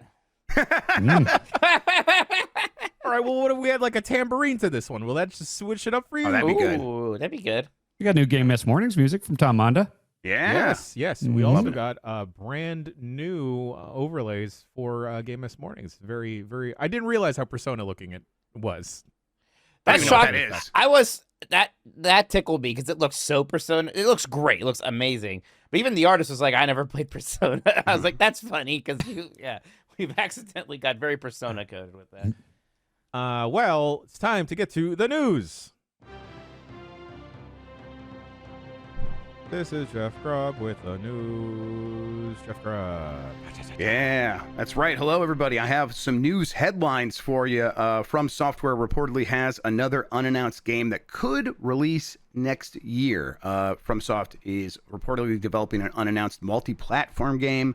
The code name is FMC. Their code names are not, I don't think, rarely are they acronyms or something like that. And they all seem to start with the letter F. I don't know if someone's decoded that or whatever, but this is not the Duskbloods, which is the FromSoft game that has already been confirmed for 2026. The Switch 2 exclusive that is a multiplayer focused or multiplayer heavy game. I guess we don't really know yet. We'll have to see for ourselves at that point when it comes out. This is a different game that is also coming from From Software and maybe even coming before the Duskbloods releases. Gang, what do you think it is? Or I guess, what do you want it to be? Oh, Cookie and cream. There you go. Yeah, sure. Sekiro. Yeah, Wolf that's what I Chaos want. 2. Is I want. I'll tell you what. So Hardcore. I just beat Sekiro, and miles points for that for the best ending. It's sequel bait. There's sequel bait at the end of that game. Give me the sequel. And now I know Activision published the first game, but my understanding is FromSoft just owns that IP. So I think that's right. Yeah. So they don't necessarily have to be involved. I loved Sekiro so much. It's my favorite FromSoft game, even more than Elden Ring, and I freaking loved Elden Ring. I just want Sekiro too. Now maybe that's kind of lofty. Maybe something like an Armored Core 6 expansion or definitive edition is more likely. That'd be fine. That's a good game too. I see here you said that one rumors is Dark Souls 3 remastered. That's a little weird to me. I played that game recently. I don't know what the heck you would remaster. That game already just looks as good as it possibly needs to in every way. That's a 2016 game, Jeff. I remember you said this about Doom 2016. Yeah. Like when it came out, like, oh, this is as good as games need to look. And I think we're kind of right. I think 2016 games in general don't really need to be remastered. Yeah, they don't need it. They do it because they'll sell and make more money. We get it, but I'm with you. Like, I don't feel an urge or a need for this one in particular. Fires of Rubicon expansion, I would love that, but I don't know. I don't know if that's something that they want to do. I would almost rather you just start working on another Armored Core. That's than- where I'm at. Did Armored Core 6 sell well? It I don't sold remember. well, like a couple Did million all right. copies. Yeah, and now it didn't do Elden Ring numbers or probably even Yeah. Sekiro. It's the best-selling Armored Core game by a lot, for sure. Yeah. I don't think they're rushing back. To Yeah, that Armored feels like Core, an though. once every 8 to 10 years sort of game. Maybe 10 years actually. I'm really glad they went back to it. It is one of my favorite games. It's so good. But do we get another one this quickly or even an expansion? I don't know. But this one probably will be a single player game because they've already had Night Rain. They have Duskbloods. So if people are craving that from FromSoft, maybe this can deliver something along those lines. One thing for sure, nothing along the lines of Elden Ring. Like almost, so far away from that. It's definitely not Wouldn't Elden Ring. mind. Yeah, it's not Elden Ring 2 yet, especially because Miyazaki is directing Duskblood, so he is busy with that. So that's the thing. That's the kind of thing is he is directing that game. So like, what is this other game? Could he possibly have also directed it? Because you wouldn't need him for a Sekiro 2, I assume, or for an Elden Ring 2. Wasn't there like rumors like a couple months ago that Miyazaki was experimenting or thinking about making like a turn-based game or like an RPG? There was something about that, or he said he wanted to, something like that. Yeah. Yeah, I think it was an interview. So Yeah. I think whenever developers say that kind of stuff in interviews, that's like the next thing after whatever they're working on now and whatever they're planning on. But I don't know, maybe not. We'll see. The new Pokemon game is getting a Nintendo Switch 2 hardware bundle. Nintendo and the Pokemon Company have announced a new Nintendo Switch 2 bundle featuring a download code for the Switch 2 version of Pokemon Legends ZA. It will be priced at $500 and it will be available on October 16th, the same day that the game releases. The bundle may replace the limited time Mario Kart World bundle. So I still think that Mario Kart bundle will be back every year for the rest of our goddamn lives, because that's what they did with Mario Kart bundle on Switch 1, and it worked really well. But I think this sounds plausible, and that maybe that's why they said it was limited. But already bundling a Pokemon Legends game with Switch 2, at the somewhat discounted price, of where you get $10, $20 off the game, whatever it is. A little surprising, but I think that means the Switch 2 is going to be massive this holiday. This bundle is going to be hard to find. Right. And I think it really solidifies that. Yeah, but it was kind of obvious. Some people thought there might be some other big holiday game. Maybe there's another holiday game, but Legends ZA is the game. Even though it's also a Switch 1 game, it is still the big Switch 2 holiday game. Yeah, I mean, Scarlet and Violet sold gangbusters that Game Freak don't really need to do squat or take anyone's constructive criticism into account anymore. But I don't know. I think maybe this is a vote of confidence from Nintendo, other than knowing that this is going to be like a cash cow. Sure. It also hits the quadrants, right? So we opened up with families with Mario Kart, DK Bonanzas for the sickos. They'll have a bunch of other updates of stuff for Nintendo fans. There's a Kirby game coming, a Kirby DLC, and Mario Party's happening this week and stuff like that. But it's where is the game for kids? And Pokemon is not just that; it's the game for kids. So it's just going to hit that quadrant in a really hard way. Switch 2 is already selling 3 times faster than the Switch 1 in Japan. When this bundle comes out, it's probably going to start selling even faster than that. This is going to do very well for them. Have y'all seen any Switch 2s out in the wild, just in stock at places? Oh, not in stock. So no. I've been to Target a couple times. I've seen some Switch 1s, some Switch Lites, never a Switch 2. Okay. That makes sense. People are still tracking those things down. They're not so rare that the secondhand market, the scalper market, is blowing up, but it's still hard to find them. All right, PlayStation and Arc System Works Marvel game will debut at EVO. Marvel Dokkan Fighting Souls will be available at EVO Las Vegas from August 1st through the 3rd. Attendees like Turbo Sean, and I think, is Jason Finelli going out there as well? I think he was. Maybe. He was a maybe, right? Can play a 4-character team from a roster of 6 Marvel characters, including Captain America, Iron Man, Storm, Star-Lord, Miss Marvel, and Doctor Doom, and receive a collectible pin. I'm ready to hear what people think about this game. I bet they're gonna like it because it looks pretty good. But do we know when this game is coming out? I think it's 2026, right?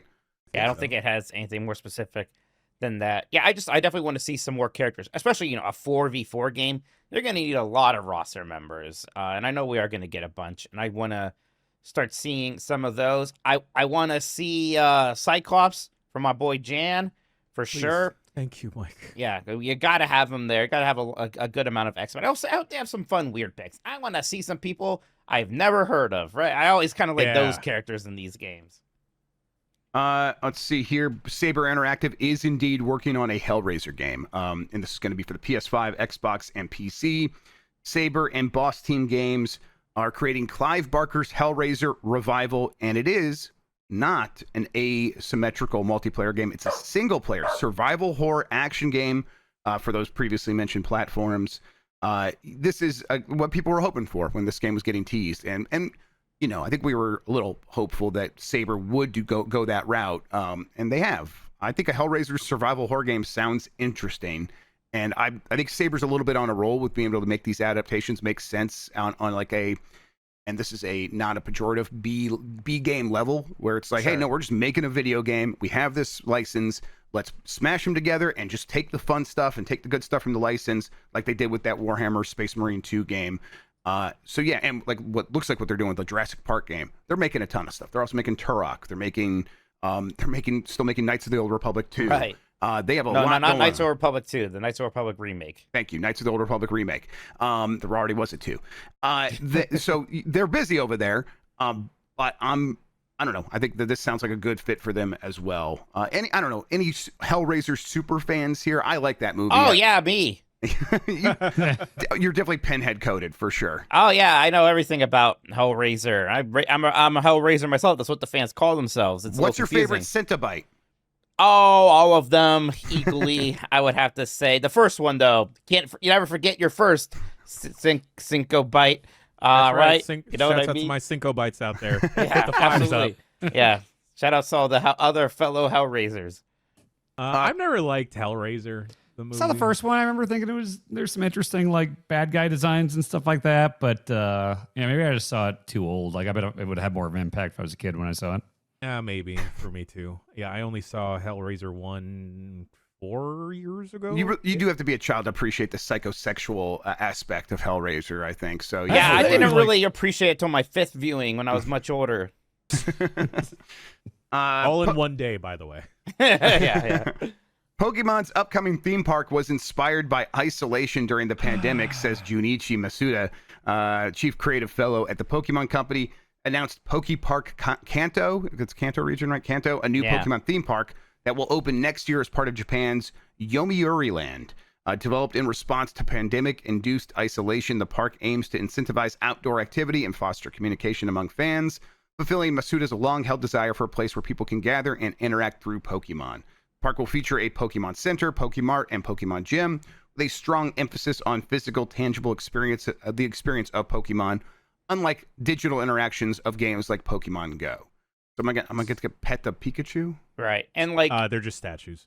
Oh, whatever. yeah, park is the key word here. Like this is very much like a park. There's a couple rides like, Ferris wheel kind of things, but yeah, I don't think you're going to Disneyland or something like that.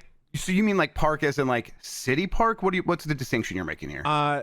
Not like a theme park, right? Right. Yeah. Where there's going to be Like going rides to a or slow rides. suburban park, I think Okay, is actually okay. the better thing. Yeah. Yeah, like Interesting. with installations. I feel like Wizard Quest, the place where Dan went, may be more elaborately designed. The public park Yeah. was Wizard Quest. This is Okay. mostly a Okay. place for social gathering and relaxing outdoors, as opposed to a place to go on theme park rides. Like it's That like being downtown said- Disney with just a couple of Pokemon stores, maybe. A lot more Yeah, greenery. instead of a Jamba Juice. But more greenery. Okay, right, because it's a park. Yeah, I think there's like a Ghibli park in Japan that's also kind of like that. It's really not very Yes.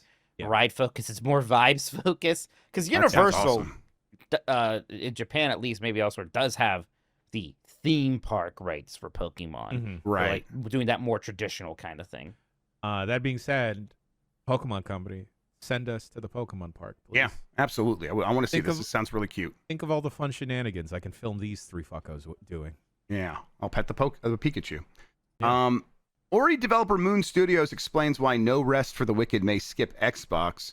Moon Studios, the developer of the Ori series, is prioritizing PS5, PS5 Pro, and Switch 2 versions of its game, No Rest for the Wicked, putting Xbox at the back of the queue due to, quote, market conditions. CEO Thomas Mahler, who I think we've documented before, a little bit of a weirdo, stated that supporting both Xbox Series X and Series S takes more time and resources than a PS5/PS5 Pro port, and the studio wants to prioritize features like co-op and a full release sooner. He dispelled the notions of a, quote, shakedown, and the idea there is that he and his team were doing a shakedown on Xbox, calling it common sense to focus on the platform with the most users. Moon Studios recently secured publishing rights for No Rest for the Wicked from Take-Two, making them fully independent. I think the reason people might be thinking that this is a shakedown is that they're not putting it on Xbox because they want to get better terms from Microsoft, so they're refusing to put it on there until Microsoft comes to them. I don't know if that's right, only because I'm not sure how antsy Xbox is to go talk to this guy anymore. But that's just a hunch. Mike, you're a big Ori fan. I know you've paid attention to the studio before. Do you have like any thoughts on this? Well, yes, Microsoft Xbox did publish the 2 Ori games, and this was around a time where Xbox was buying up everybody, and they did not buy up Moon Studios. Instead, they almost seemed kind of happy to let them go off and do their own thing, and that's where Moon Studios was with Take-Two instead, and then Take-Two, And Take-Two seems done with them as well. Weird. Yeah. So, right. The scuttlebutt was that allegedly very difficult to work with. Moon Studios, specifically its leadership. So, yeah, I think I agree with that, Jeff. I don't think Xbox is coming is all that concerned about No Rest for the Wicked, a game that I don't think has that much buzz. This was the game where he complained about being review bombed when it wasn't being review bombed. It just got negative reviews because people didn't like the recent update. He's kind of involved himself into the cultural war at different points, right? And you can guess what side he's on. So yeah, I don't know. The whole thing is really weird. Now, look, honestly, like I don't blame any studio for just skipping Xbox. Like that's completely reasonable. Like, yeah, if you only have so much money, I think it is definitely more important to get your game on PlayStation instead of that. So that aspect of it, that's fair. Is No Rest for the Wicked one of the Hades likes, Mike? I can't ever. Yeah, it's a top-down action game. It's much more Soulsborne coded than Hades. It's is it the one with SpongeBob in it? No SpongeBob SquarePants in sight in this one, I'm afraid. Okay. There is one of those though. There's that SpongeBob reference in Tony Hawk, and I was like, is there a whole SpongeBob stage? Because I think that's what they're teasing, and turns out there's not. It just like turns into SpongeBob for a half second. All right. Leaked real quick. Go ahead, please. I just want to talk about the Pokemon Presents from this morning, just real quick. Oh yeah, yeah. What happened there? Because it doesn't seem like much, other than I included a couple of stories, but beyond that, what happened? It opened with them talking about the Pokemon Worlds event in Anaheim later this year. Pokemon Concierge, having another season. That's that very pleasant twee show on Netflix. I think they're also doing something with the Wallace and Gromit people, but then I blacked out for like a minute or two. Right, you hate that stuff. Yeah. Is Concierge claymation? It's stop motion. Okay. Which there's like a difference for me. I don't care if there's a defined similarity. I don't fucking care. But Pokemon Champions is the thing that I wanted to talk about. It is the competitive 1v1 or 2v2 Pokemon mode. And this is going to come out on not only the Switch 2 probably, but also mobile. And the interesting thing about this is that they, of course, said there is the functionality to transfer your existing Pokemon from Pokemon Home, so you could get your Pokemon that you've had for generations and the ones that you specifically trained up. But there will also be, like, it seems like a streamlined kind of training for Pokemon where you just give them the stats you want them to have. And that, for me, is going to be insane because for as much as they have streamlined stuff with, like, bottle caps and all the different candies to get your IVs, your EVs correct, and the natures correct. Sound like a Pokemon. Crazy person. Exactly. I don't have the time for that. Right. So if I can just pick the specific Pokemon and give them the specific move sets and like the specific like stat spreads that I want and need for some of my zany ideas, then by all means, please give that to me. I also hope that Game Freak or whoever is developing this game just puts in like a proper spectator mode, because it is kind of insane that you need like a hacked version of the game to like do like a proper like shoutcasting type of thing. Right. Because I'd love to dust off the dust and bring back Pokemon Monday Night Combat to the website.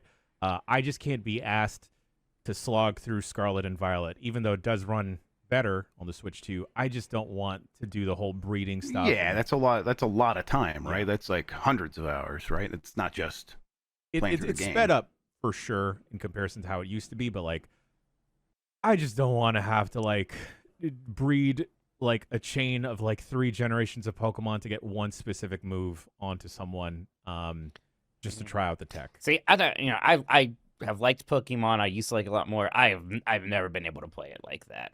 I've never been able to care about IV the in-game scores. competitive style is what you're saying? Yeah, it's never been my thing. I got a couple of breaking news things here. Mm-hmm. Oh, please bring them.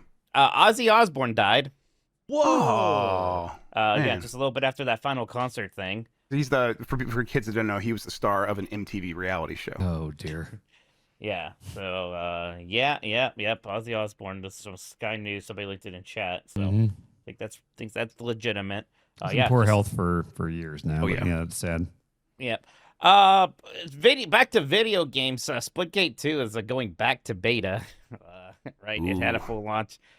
They were gonna make FPS great again.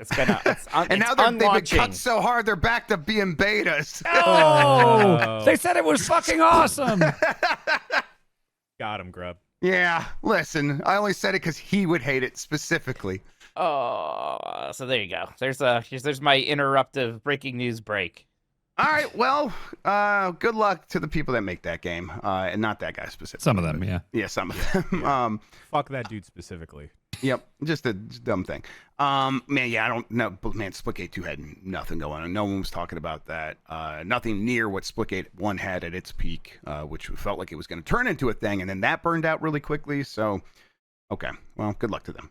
All right, leaked Battlefield pick confirms full name with the reveal event allegedly close. It's going to be called Battlefield 6. And on July 29th, according to a now deleted social media post, they'll have some more to say about the game at that point, or at least in that time frame. There's going to be an event, and it's going to be akin to those Call of Duty Next events they have annually, where they announce all the stuff happening in the game.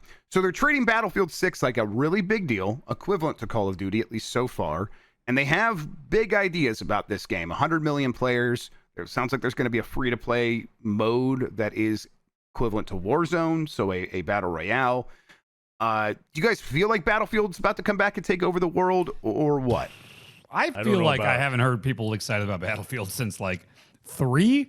I'm sure that's There going was- back too far, but I just feel like it's not talked about the same. It used to be like Battlefield and Call of Duty head-to-head November in the early 2010s, and I just don't hear anyone excited about Battlefield anymore. No, I think 1 had a little bit going Well, yeah, on. but what did 1 have? 1 had like, all right, we're back. It was not like this is the new, 1942 or 3 or 4. It was, at least we have got another good one. It's not like established in the canon in the way where like people are like, oh, 1 is the new flag bearer for the franchise. It was like sort of like a reprieve from other worse games. And then since then, they've missed the mark mostly. 2042. Yeah, didn't do 5 anything. and 2042 were both pretty big misses, it seems like. That's 2 in a row. And these days, that's a decade, right? Like, basically. So, yeah, I just, it can always work all of a sudden. I guess I'm very curious to see what they got, because what do you do to suddenly make it stand out? Is it This just is a the matter?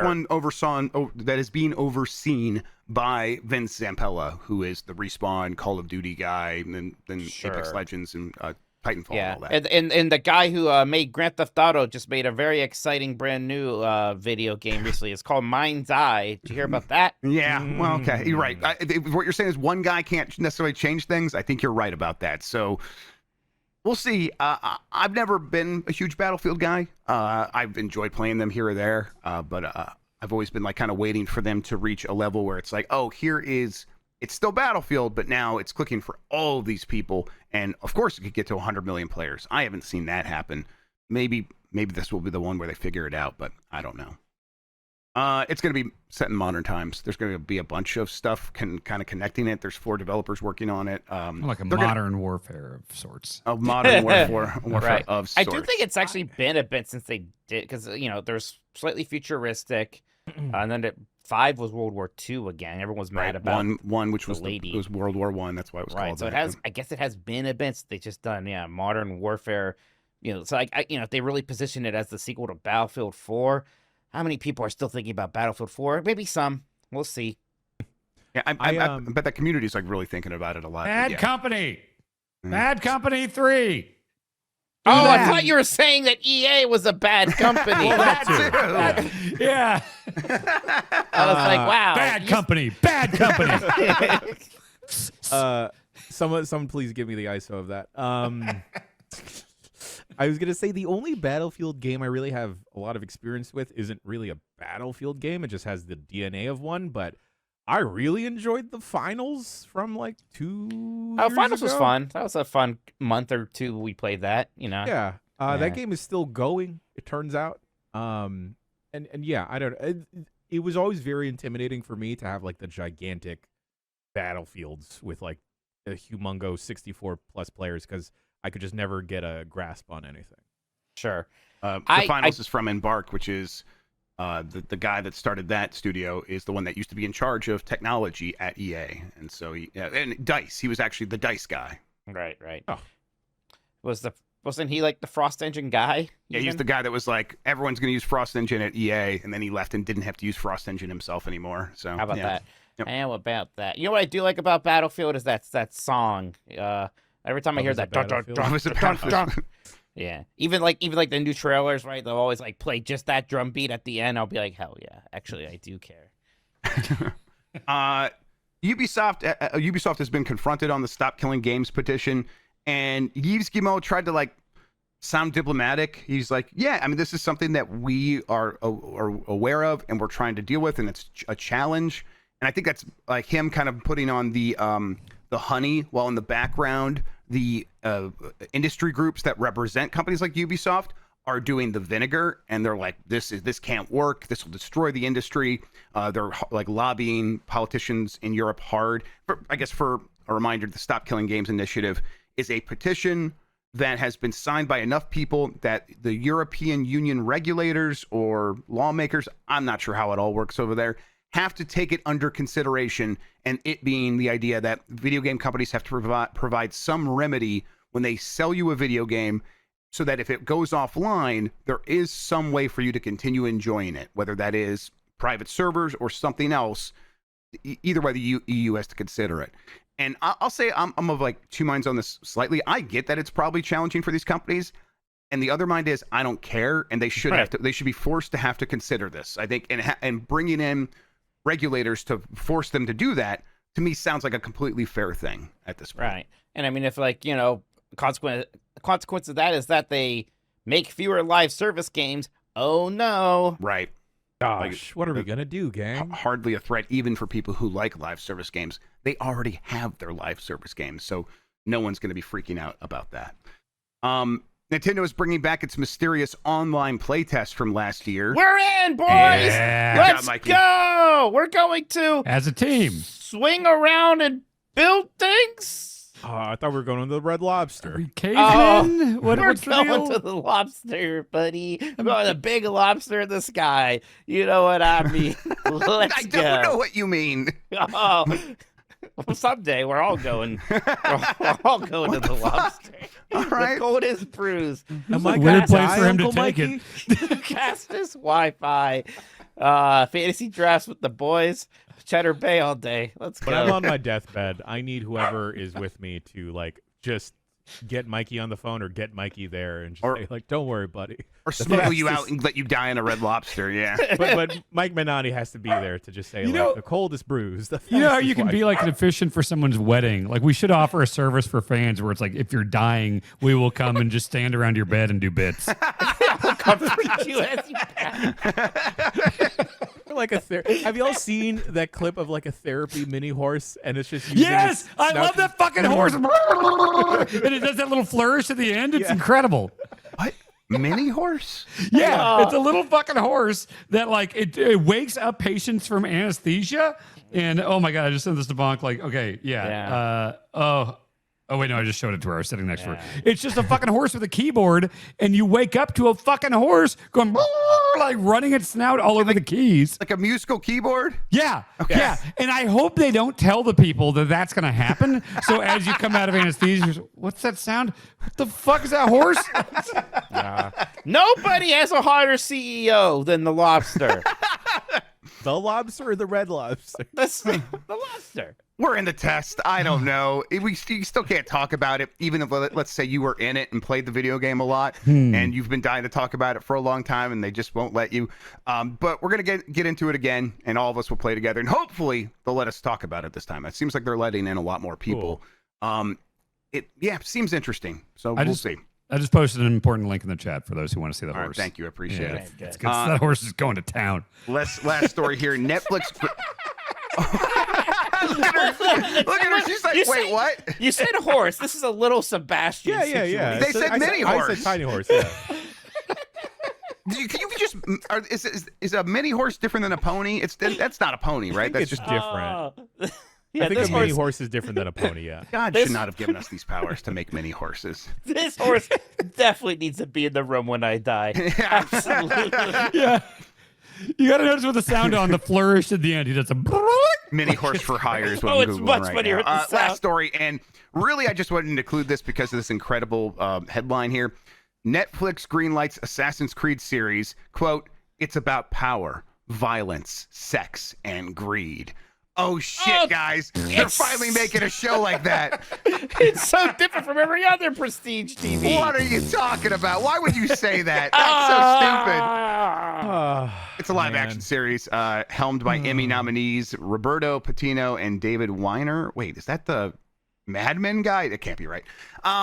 Yeah, so they're making one of these, or allegedly they're going to make one of these. We'll see it. I'll believe it when I see it. Yeah, whatever.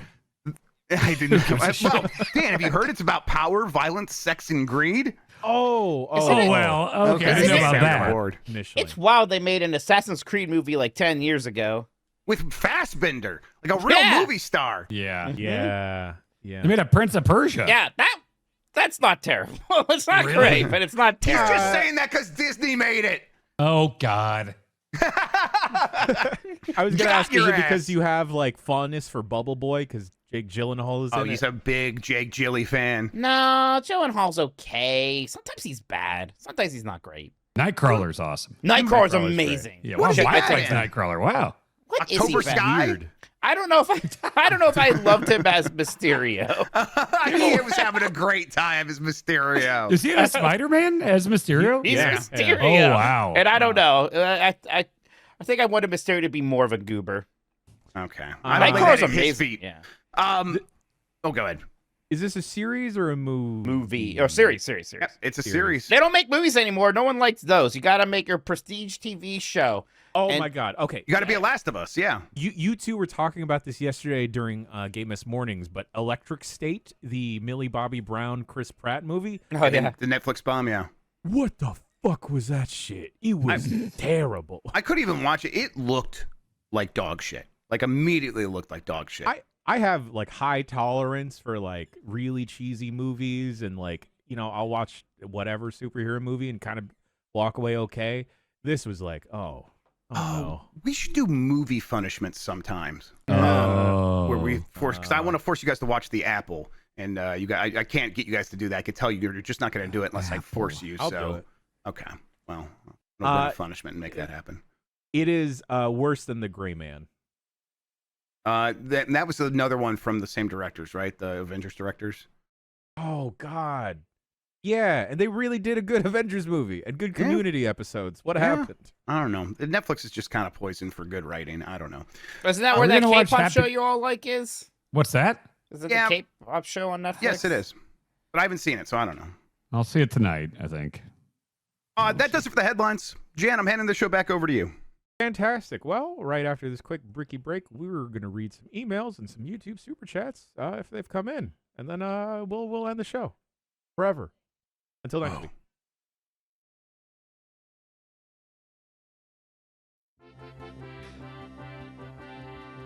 These are the emails for the show. Therapy Horse, giant Bombcast at giantbomb.com is the email address to send your emails to. And folks, thank you so much for all the lovely emails that have been hitting the mailbox. Legitimately, for shoot, actual emails. I don't know what to do because we're getting so many. They're rivaling that of the voicemail dump truck, which gets an obscene amount of calls every week. But now we're getting an obscene amount of emails. So thank you, listeners that have been listening for all 900 episodes that are sending some emails in, or newer listeners. Hey, you know what you should also do? Give us a good old cheeky thumbs up somewhere. Give us a review somewhere. You know, not just a shoot thumbs up like Dan is giving us, but like whatever platform you're listening or watching on. Tell a friend. Burn an episode to a CD and hand it out to strangers on the subway. Make a Giant Bomb mixtape. Yes. And if you would need an elevator pitch, just be like, hey, if you've ever needed 5 friends to yell at you for 2+ hours, here you go. There you are. We cover the whole spectrum of friendship. That's right. We got the cute one, we got the hot one, we got the silly one, we got the smart one, and we got the weird one. Who is who? You at home decide. We're all dipshits, though. I'm the hot one, right? We're all doofusses. Matt from Atlanta writes in, we all know who the bad boy is. This fucking horse is just slobbering on those keys. I I love it so much. I hope that when I get the implant thing done today, I come to from the horse. Oh, there's other videos. There's so many. Okay. Yeah, I'm that's sorry. his whole gimmick. How much do you think it would take to rent a therapy horse? Or just get our own horse mascot. Yeah. Do Okay. you think like Like Emma probably knows someone with a therapy. Emma She probably knows a definitely mini horse does. guy. There was a period where I was trying to do a thing with a monkey, and Emma was like, "I got a monkey guy." So yeah. Let's go break in a horse. Let's find one in the wild. That'd be a good feature. Mike Let's do a Benani, punishment race. Last Cowboy one to Mike break in a Benani horse. breaking horses. Yeah. Last Oh one to no, break the in a new horse. the punishments evolve from playing a game, then playing a movie. Now it's just like real acquire this things. new skill. Acquire a species. Have any of you started your punishment games yet? We talked about this last week on the bomb. I'm gonna keep asking. I'm gonna keep This asking. weekend, I'll probably tomorrow I'll start playing Outer Wilds on my personal. Dan, Yoshi's Island, I've downloaded it. Grub, Everything or Nothing. I was waiting for my Steam Deck to arrive. It's arrived, and now I got to reinstall the Steam Deck stuff to play old BIOS. games. Just But put yes, the I'll GameCube start disc that in this there. week. Yeah. Also, Donkey Okay. Kong's been distracting. Yeah. Okay, first email comes from Matt from Atlanta. Why do people hate pop figures? Thanks, Matt from Atlanta. Oh, like Funko Pop? I assume that's what Matt is. It's a talking combination. They're popular and they look cheap because they all use the same fundamental thing. So everyone's like, oh. And no one wants their collectible to feel super common, and so it's easy to have a backlash toward that of like, oh, like everyone has these, and then that turns into the like your mind just immediately clicks into like, oh, I hate that. Yeah, I think. See, Go ahead, Jim. No, you first, Mike. I've always been a mild Funko Pop defender. I do think that for a lot of people like us, it has become a thing that friends and family like gift us, right? Because they'll see like, oh well, Yeah. I know that Mike's a nerd who saw Guardians of the Galaxy, so here's a Groot. But you know, I don't know. I'm like, I do like Groot, so sure, thank you. I go back and forth on Funko Pops. Like I have like a set of the New Days Funko Pops that I really enjoy. But then when I saw the customized one that Dan made, That was I a good think one. I was all the way back on board of this would be a fun gift to give someone, not a Funko Pop of themselves, but of yourself that you give to someone. Yes. That Funko Very Pop funny that the store- person who won the Funko Pop with me did not have any idea who I was. That was Yeah, the that's funniest good. possible outcome. Yes. That Funko Pop store in Hollywood is actually kind of fun. I like it. They did a good job with that. Yeah. The only thing I mean, there's several things I don't like about Funko Pops, other than like cheap plastic, and then like they just litter store shelves. Like I don't know how y'all's local GameStops are, but It's mine held are up. just- It's held up by Funko Pops, like Yeah. load-bearing Funko Pops. Now, that's more of an indictment on GameStop, but it's not a great look for Funko Pops either, for sure. There was that moment a couple months ago, maybe years, where I remember Funko Pop was like, "Oh shit, we made too many of these. We're gonna throw a bunch into a hole in the ground and start it again." And it was like, "Oh, okay." They're in an ET situation. So indictment of Funko Pop and GameStop, I think. How did Funko Fusion do? It's the biggest thing in the. No, I'm Did it joking. do? I don't think anyone cares. How did Mega Man's in that game? It's a secret Mega Man game. God, Mike- not everything's a secret Mega Man game. Dr. Light showed up in the Drifter after you left. I saw it actually, and I saw how excited you were. And then Mike, you were in trouble because that's a Mega Man game now. And No, you were playing it on it's not a Mega Mega Man. game. It was just Whoa. Yeah. You did? Mike. Yes. Look, I haven't beat the game yet. I don't think it is Dr. Light. If I find out it is, I'll report back and I will flog myself. Okay. All right. As long as you understand, punishment's In the needed. future. Okay. I don't know if y'all know about this, but Mike, you probably do because they're Disney adjacent. But Funko Pop, I think, is owned by the same company that makes Loungefly backpacks. Oh, that makes sense. And I can believe that. So, like, you know how there's Funko Pops about everything? Yeah. There are these collectible little backpacks. They're too small to be, like, very useful, but there's Loungefly backpacks of virtually every media property. The O.J. Simpson trial. Probably. The Challenger explosion. Yes. Right? That's a callback. There it like is. I see one right now online of like, oh, this is Jason Voorhees, and Right. that's great. Well, cool. like Disney specifically has gotten really into them, and they will have one for every Disney ride, movie, show. It is, it's actually insane. There's probably 50 Lilo and Stitch ones alone. Jeez.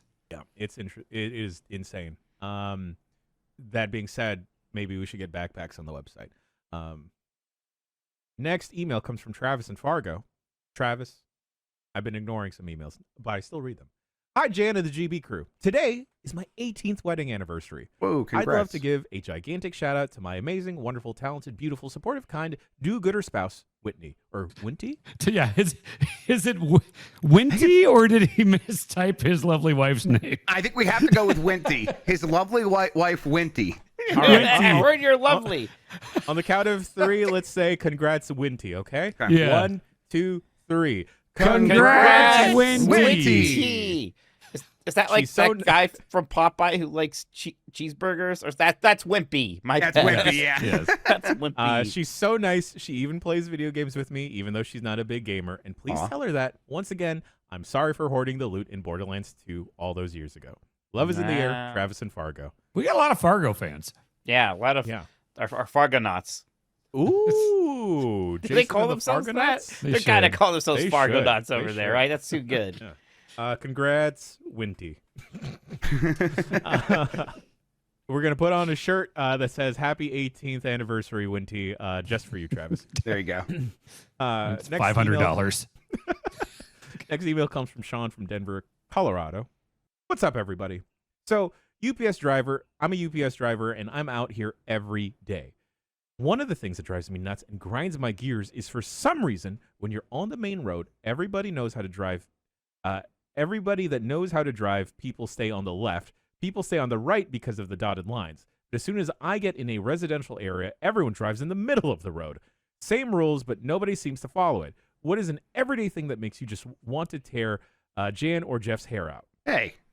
P.S. I would Specific. say mine, but I don't have any hair either. I'm Oh, part of the I bald see. crew. I see. I got one. And it's driving related, and maybe you'll know this, especially you're in Denver, and this really, I noticed this when I was living in Denver. In Ohio, where I learned to drive, there's a thing where the light is green and you're turning left, and it's a big intersection, and so it's green, and so you can pull out into the intersection so that when it starts to turn yellow or goes red, you're like, well, I'm already out here, I got to get out of the way and just go at that point, because there's a second before it turns green for the lane going in the other direction, the perpendicular direction. In Denver, no one did this. They were all like, we're good little boys and girls. We're going to sit way back at the line while it's green, even though I'm turning left, so that we have to wait for an opportunity to turn left when a car like brakes. So there's a break in the car line. And that drove me crazy. It's like, you should just pull out into the lane so that at least 2 or 3 cars can make that left turn at the end of the green light. And they never did that. Yes. It drove me bananas. I had one in Wisconsin here where it's after Wizard Quest. We really wanted ice cream, and everything closes at 11, it seems, and it was like 10:54 or something. We're like, all right, that's a reasonable time. You know, we passed a couple ice cream places where people were sweeping, because that's a universal sign of like, hey, we're trying to close this place the fuck up. Found a place. There were people in there ordering. Had an open sign on. We're like, okay, we're good to go here. Got in. People in front of us. It was like 4 or 5 adults and like 5 kids. And they start sweeping. It's like past 11 at this point. We feel weird about being even behind them in line. All these fucking kids are taking samples of the ice cream. And I don't want that one. Oh, give me the Superman one. I want that one. They're just taking fucking forever. And you can tell these people are like actively getting annoyed. And like one of the people is like asked us like, hey, do you know what you want? Can we get you started on what you want? We're like, yeah. And then this fucking family with all these kids sits down to eat inside the place. Oh, that's me wild. and Kayla were like, oh, these fucking assholes. And you could tell everyone's like, we just want to go home. I didn't even walk into a store the other night because I got there 15 minutes before they were going to close. I'm like, Yeah. not even going to go in. Yep. That was my move at Funko Lane when I worked there. It'd be like 2 minutes before it closed. And you'd see somebody walking across the parking lot with a giant cardboard thing of like old dirty NES games that we're going to have to clean. It's like, oh, you motherfuckers. Yep. Yeah. I think I carry too much rage with me when I drive. Oh, are you a road rager? Yeah, I try and like rein it in, but sometimes I think that is when I cuss the most. Sure. Is just like boneheaded decisions on the road or in a parking lot. I'm like, you fucker. Like, well, there is obviously when you have a parking lot where all the cars are like angled in a certain way to denote, oh, this is a one-way lane in the that parking thing. lot, and then some dumbass comes careening the other way and makes a face at me for being in the middle, and no, fuck face, it's your fault. Yeah, it's Anyway, supposed to be that I'm way. gonna Yeah, stop I don't cussing. have much road rage, even though someone almost hit me yesterday when I was going to Subway. Because, like, I had to, like, turn off a tiny road to get on the main road, and then immediately turn left to go into Subway. And somebody was leaving Subway, and they wanted to go left, right? But you know, so like I turn right onto the road and then I'm gonna immediately turn left. I know it's a little fast, my maneuver here, but still I'm turning left at the subway. This guy's still like, I guess he thought I was gonna keep going. He had room, so he just started going onto the road and he looked like he was gonna hit me, so I had to kind of like swerve into the grass and the thing a little bit. That was a little scary. Even then I was like, gosh darn it. I'm pretty similar, Mike, where it's like I'm just I usually let things go while driving. I think you're a very apologetic driver. Yeah, I let, especially when I'm you. I remember like you were with me when I had made a mess up, and because there was someone was in. I say you don't have a blind spot when you're driving, but in my van, it's got kind of one of those thick bars holding up in the windshield, and there was a car right there, and I didn't see them, and I messed up, and I almost like ran into them, and I was like, oh, I fucked up. Please know that I know I fucked up. I'm so sorry. Yeah, very apologetic when that happens. When someone cuts me off out of nowhere and no signal or whatever, just to speed through, or they'll try and like cut through a couple lanes and then we all wind up at the same red light, I always will look over and just think to myself, "You happy with yourself? You need to do that? Happy asshat." They're not having any thoughts. You know that. Simon from Saskatchewan writes in, "Hi Bombcast, quick NHL quiz for all of you. Backlar and Grub better get the first question. If you know the answers, don't shout them out, though, please, because I'd be interested to hear other people's answers. We're going to do very well on this, especially because Backlar's not here. Answers are further down the email. First question, only question. I'll skip the bonus question. What are the original 6 hockey teams? You need both the city and the team name. Thanks for the content. Simon from Saskatchewan. New York Rangers. Yes. I bet the Chicago Blackhawks. Yes. Yes. Yeah. I knew those guys would be Mighty there. Ducks. No, No. Disney made that after the movie. Much later. Or 2 more? 3 more? The Kurt four, Russell four, one. There's four.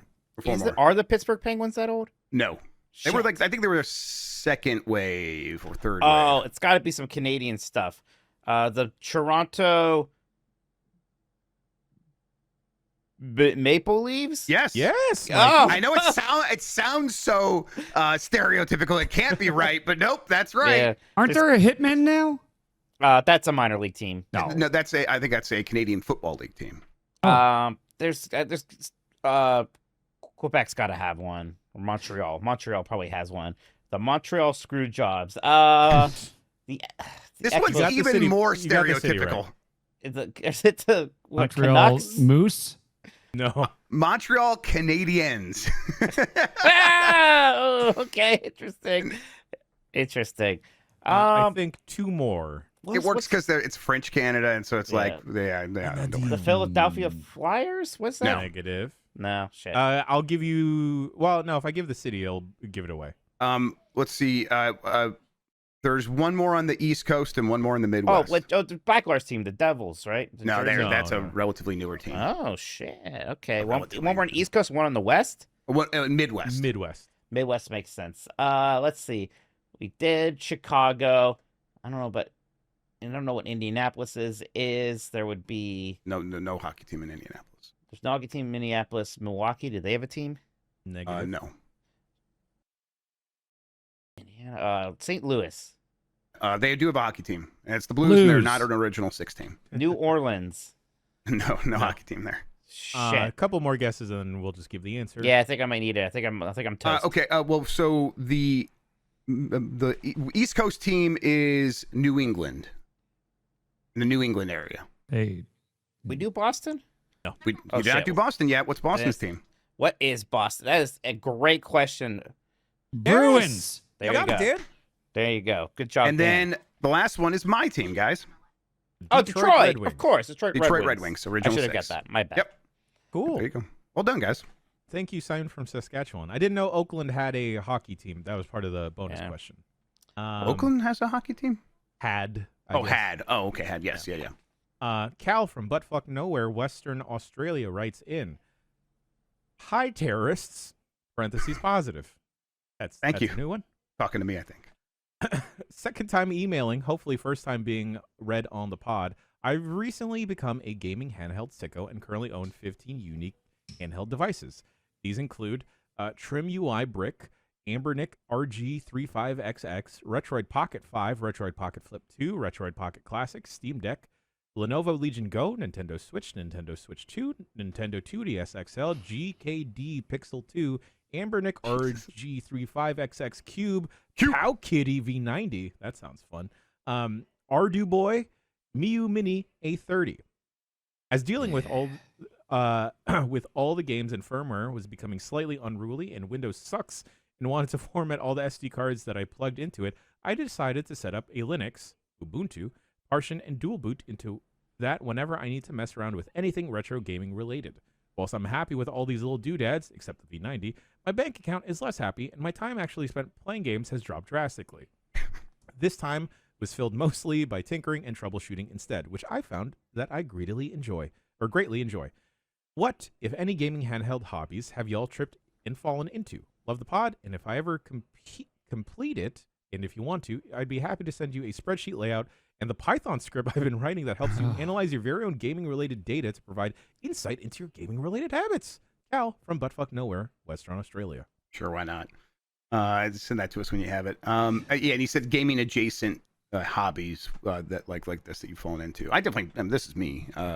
Although I've made a concerted effort to be less worried about the tinkering. I am going to get these things to play games, and that's why I'm like focusing on Mother 3 still, and I have a little bit of free time, and why I played Rygar. I'm just gonna play one of these games, and instead of just setting them up all the time. Although I think that's right that setting things up is enjoyable. Like it is, Yes. that is a hobby. People like that sort of stuff. But when things go wrong, it can be in the most annoying way, Oh, yeah. where it's like, I finally got the like SD card image exactly how I want it, where it's like, okay, for anything, a 64 gigabyte card, I can just clone this and it's got all my stuff. And I cloned it for a million different things, finally got it working after like weeks of like troubleshooting and stuff.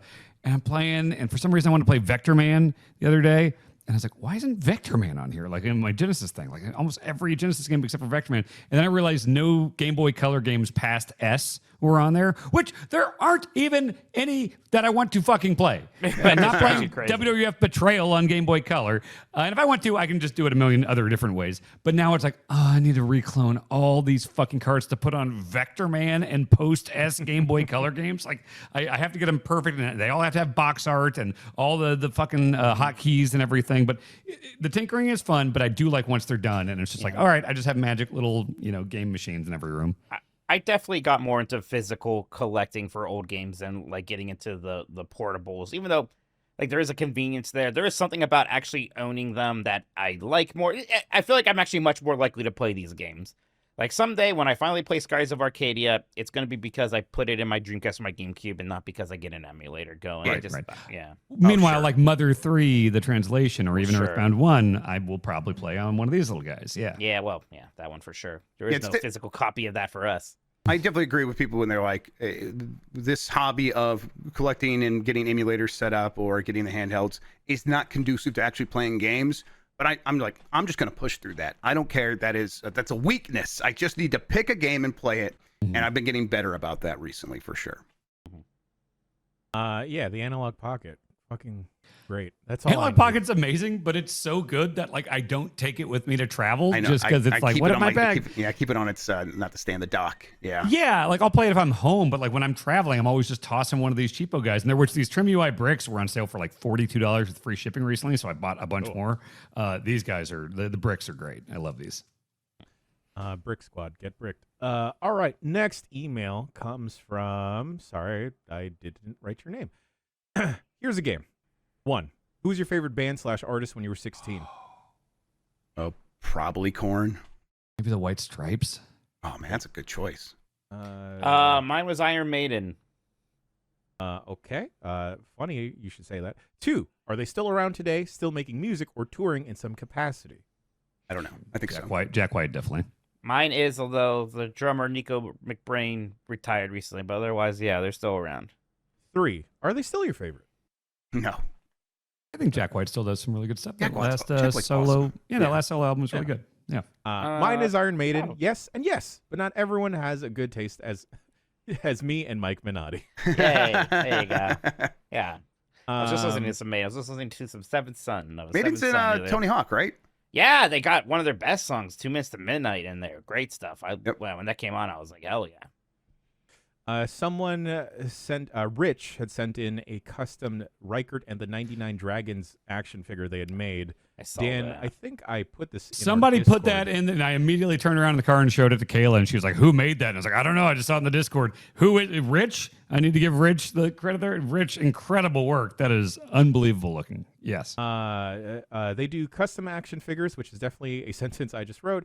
So I made one for Reichert and the 99 Dragons. I'm a big Bruce Timm fan, and your graphic designer did a great job with that art style. Anyway, thanks for being good, guys. Chuck is my new favorite after telling Dan to make a save on UPF. Although if Mike sings Man of War, Brothers of Metal, he is my favorite. It's funny, as much as I love Iron Maiden, I'm not super well versed in other metal of that ilk. Oh, that's fun. Yeah. If you want to see more of my work, it's on Instagram at sendhenchman21. No pressure. I just have a bit of pride in it. Good shit on you, Rich. That stuff looked really cool. Yeah. Jacob from Wichita writes in, is it worse to be a jabroni or pukester? Please elaborate. Pukester is worse. Yeah.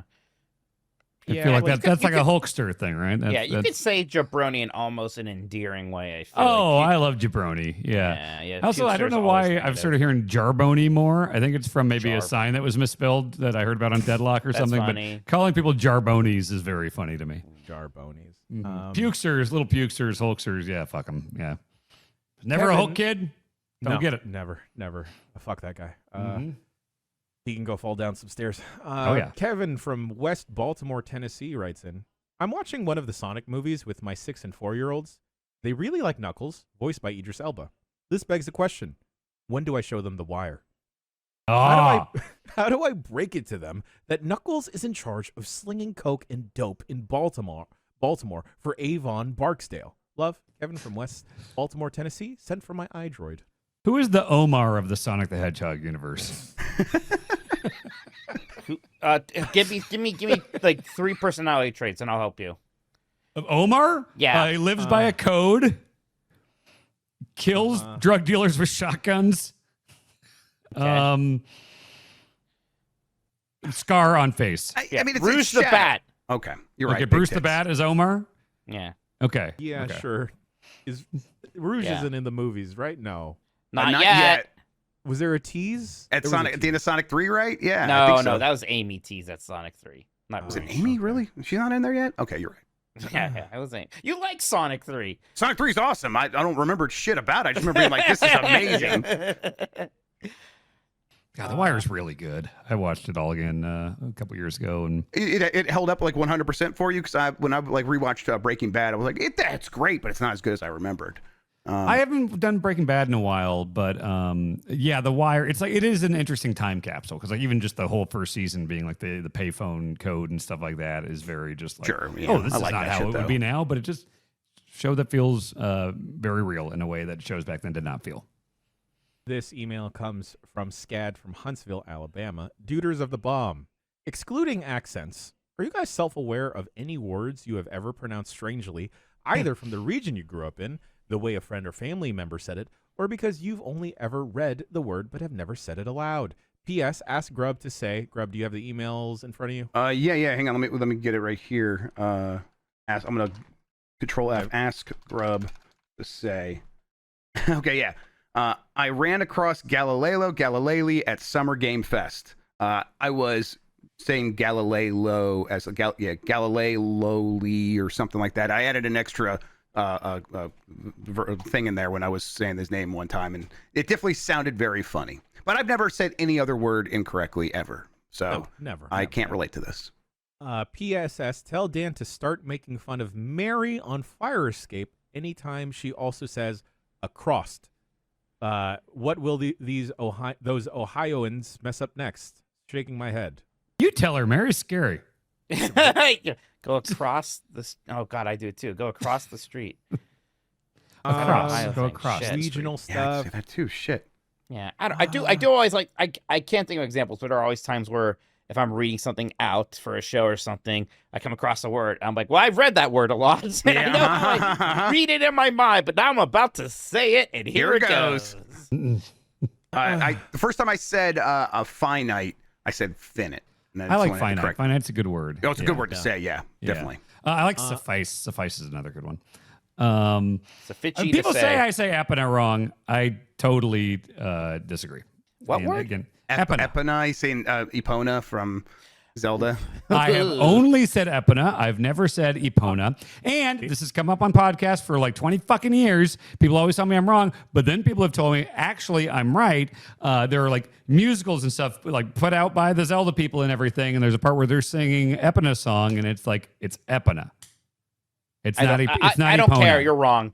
I'm right about this. You are wrong. No, I do. I was always a big Hylian guy. And when I was playing Breath of the Wild again, someone said, "No, I say, yeah, I say Hylian." Someone say said Hylian. Hylian. I say Hylian, and then some guy said Hylian. Hylian. Because you know, I remember it now. We have a fan for Game Mess, and their name is Highly Intelligent. So they're like, oh, it's a highly intelligent, but it's it's spelled That's highly in good. like the Zelda thing. I'm like, okay, so now I can remember it. I always That's say very useful. Hylian intelligent. It doesn't make much sense that way. I mispronounce a lot of words, especially with the regional dialect thing, and having my parents be immigrants. There's a lot of English can be challenging sometimes. I didn't get clibbered from them though. There you go. That's all, me. Jan. That's all me, baby. All right. Final email for the podcast. This comes from Jaron from Mississauga, Ontario, Canada. And also sometimes I just like to mispronounce words to fuck with people. It's good engagement, right? Because people want to correct you so bad that they like write in. So yeah. Yeah. Like I don't like saying Arcanine, the it's not podcast. Pokemon. I say Yeah. Arcanine. Wow, that's the epic tome of hyperbole right there. That I stole like that that, from Mike. Brian Regan. I'm sorry. Well, Don't laugh I don't too like it much. anymore. You stole it. I stole it. The Carlos Mencia of Giant Bomb here. Oh gosh, that is the worst thing you've ever said. Yeah, I know it mean, is. dude. I know it is. I had it coming. I had it coming. It's okay. I had it coming. Wow. Oh man. Mind of Minotti coming soon. Oh god, we could just be all like the shitty comedians from Comedy Central of that era. Yeah, the ones that had to Shitty. follow Chappelle. Yeah. I'll be Ron White.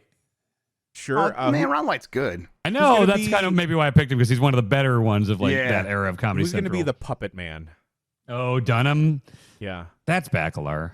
Oh man, you're just being cruel this episode, Dan.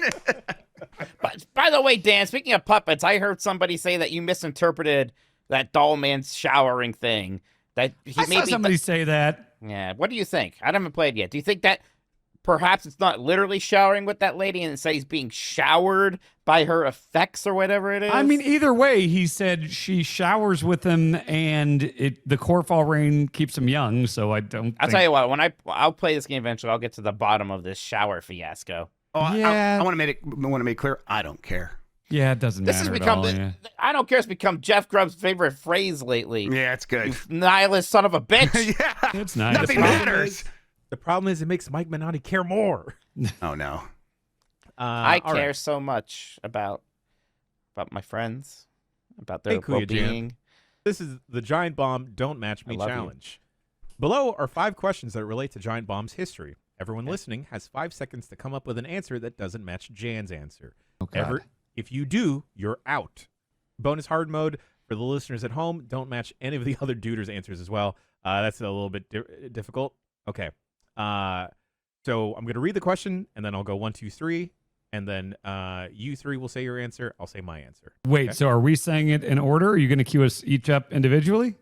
Yeah, we'll go grub Dan Minotti. Okay. Okay. And then Oh, I don't want reveal to go mine. last. Okay, great. Okay.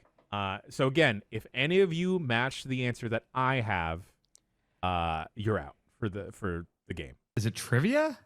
No, it's just naming things. Okay. Okay. Number 1, name any Blight game. Blight Club game. So you want me to go first? Should I just say it? Yes. Batman Dark Tomorrow. Damn it, that was the one I was going to say. Superman 64. Mike. Mortal Kombat Mythology Sub-Zero. You're lucky because I thought in my head Bubsy.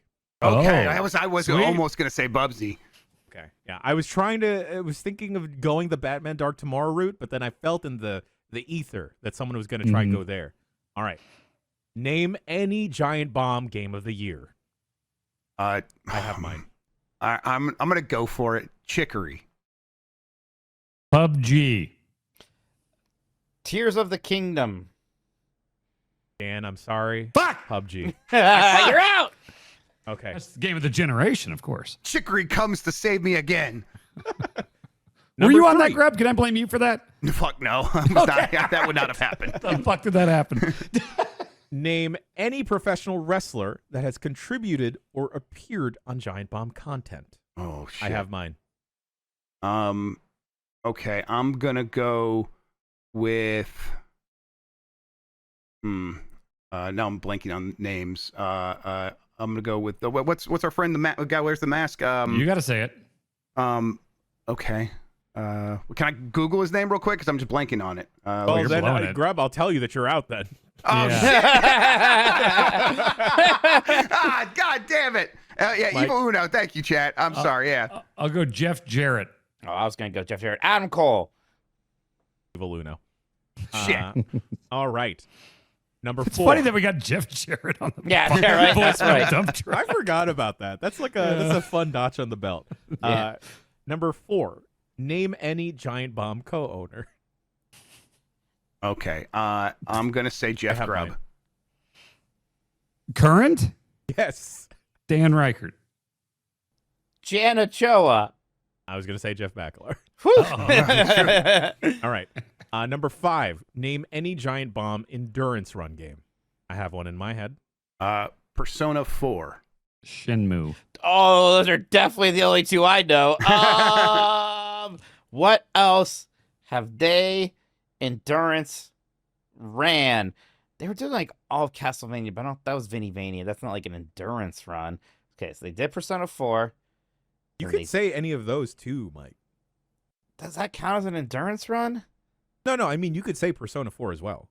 Oh, it's just like I'm hoping you didn't pick it, but I bet you Yeah. did. No, yeah, you wouldn't pick Shenmue. Look at you, you don't like Shenmue. I'm gonna say Shenmue. Chrono Trigger. Oh, there they we did go. Chrono Trigger. Wow. Foof. Shouts out to Patrick and Ryan. All right. And congratulations on the independence and 900 episodes of the Bombcast. Jaron from Mississauga, Ontario, Canada. I don't care if I'm mispronouncing Mississauga. Mike Minotti, if we have any Yes. super chats, hit me with them. Absolutely. I do want to do an endurance run at some point. I think that would be Should. We should I do came that. up, Ben Pack and I were cooking up this idea where he wanted to train for a marathon using video games to help train him. And then I thought we should call it the endurance run. Yeah. That's funny. Yes. Let's see. QTI Pixel just sent super chat, no message. Thank you. Wiley Jenkins says, I was disappointed enough with Mario Kart World that I was questioning buying my Switch 2. Donkey Kong Bonanza made me glad that I did. Yeah, I think a lot. Bonanza really is definitely the first amazing game for the Switch 2. So I know that a month's not a difference, but I wonder if it would have made some people feel better if this was an actual launch game. Again, maybe that's pedantic. Are you guys a little surprised that there is already as loud, at least of a anti-Mario Kart World contingent as there is? It's weird. It's fine. People are gonna be playing it for 10 years. It's gonna do. Just Yeah, fine. I think it's just because it was the only thing at launch, right? So like Yeah. a ton of focus was on it. If it was not doing it for people, you're going to hear about it.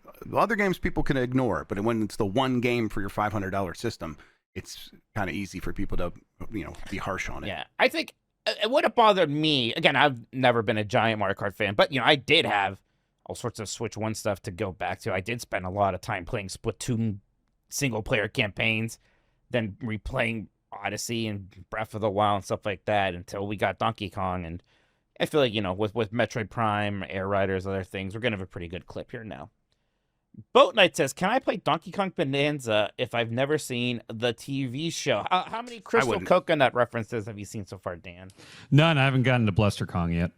Yeah, he'll be there later. It is, Dan, it's wild that you thought that was a real picture. Dan, real. I want to It live in looked the real. beautiful world where that is possible, where Dan is at. Yeah.